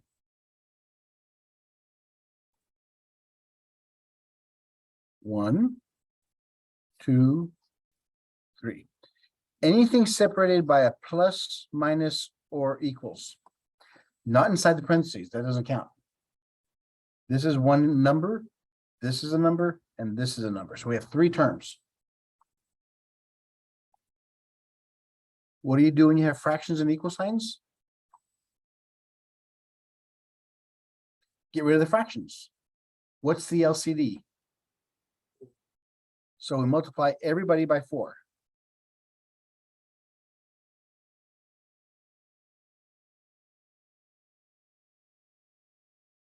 Only to the outside the parentheses.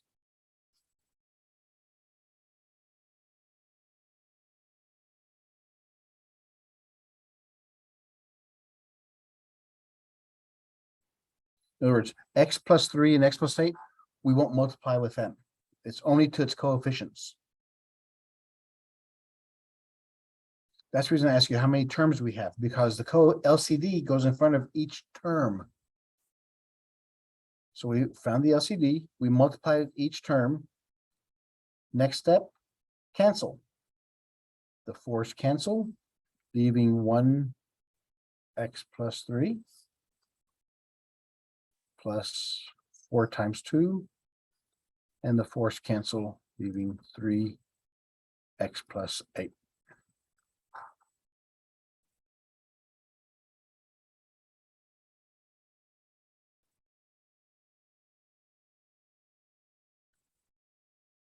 We have to get rid of the parentheses, so we distribute.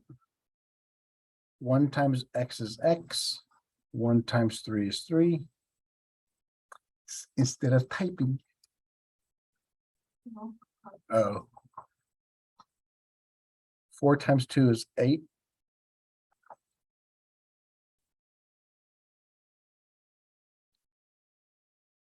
Three times x, 3x. Positive, positive is positive. 3 times 8 is 24. I'll have these out today then for you.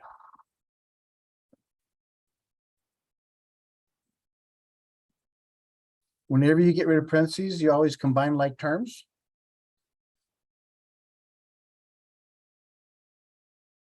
Eight and 3 are both positive. 8 plus 3 is 11.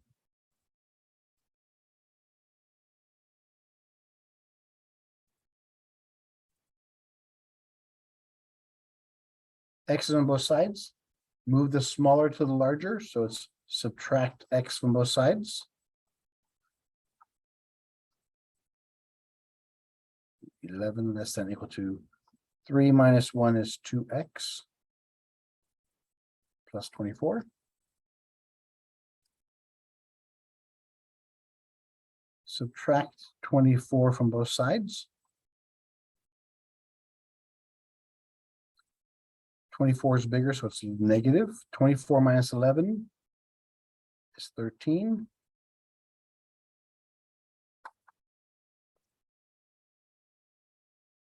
What do we do next? Divide by 2. So x, okay, it's pointing to the 13.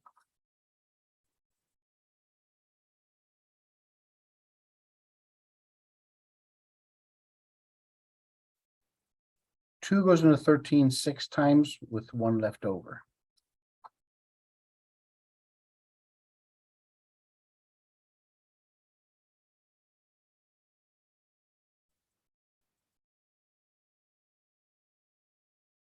It's a solid dot at -6/12. Does it go to the right or left? Yes, this is point to the right. It goes to infinity. So -6 1/2 to infinity. And it's a bracket.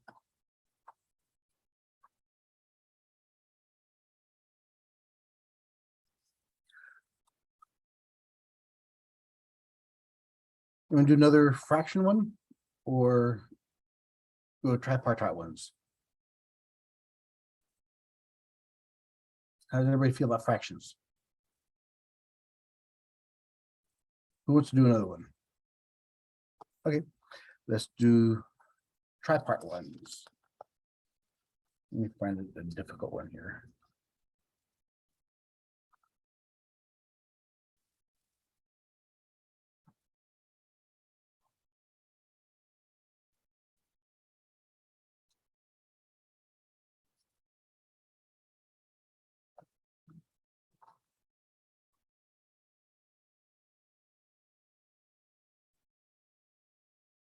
I threw that one out there because it's got fractions and equal signs and everything else.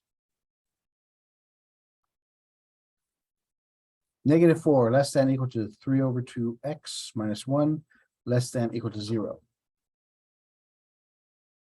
We have a fraction in front of the x. We have a fraction here. What's our LCD? So we multiply each term by 2.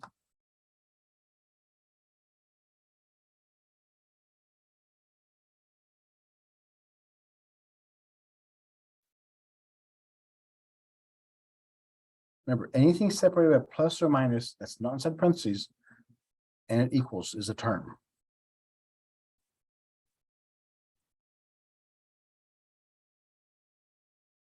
So here's 1 term, 2 term, 3 term, 4 terms. We found the LCD, we multiply it to each term. And now we reduce. So the 2 and 2 cancel. 2 times -4, 3 times x, 2 times 1, and 2 times 0.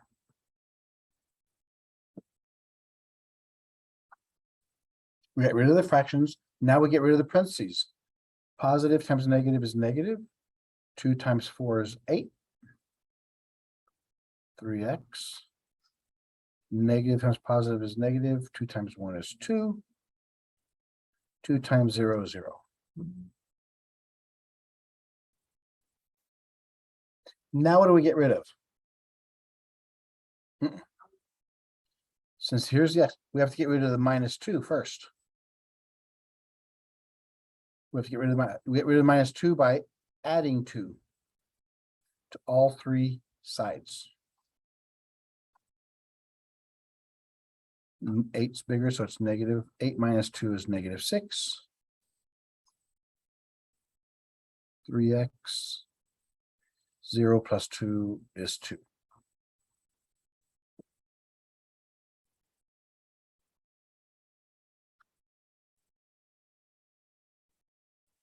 And then again, we only concentrate with the x's. We have to get rid of the 3. So we divide everybody by 3. 6 divided by 3 is 2. The 3's cancel. 2/3.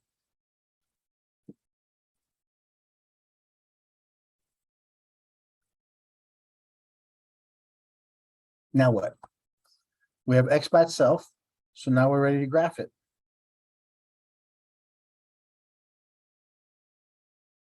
We have -2 at one end and 2/3 at the other. Are they open or closed circles? They're both closed. And X is between there.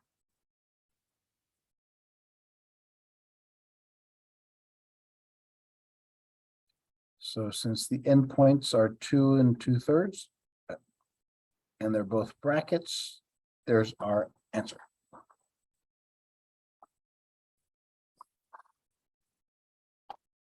That does it for chapter 12.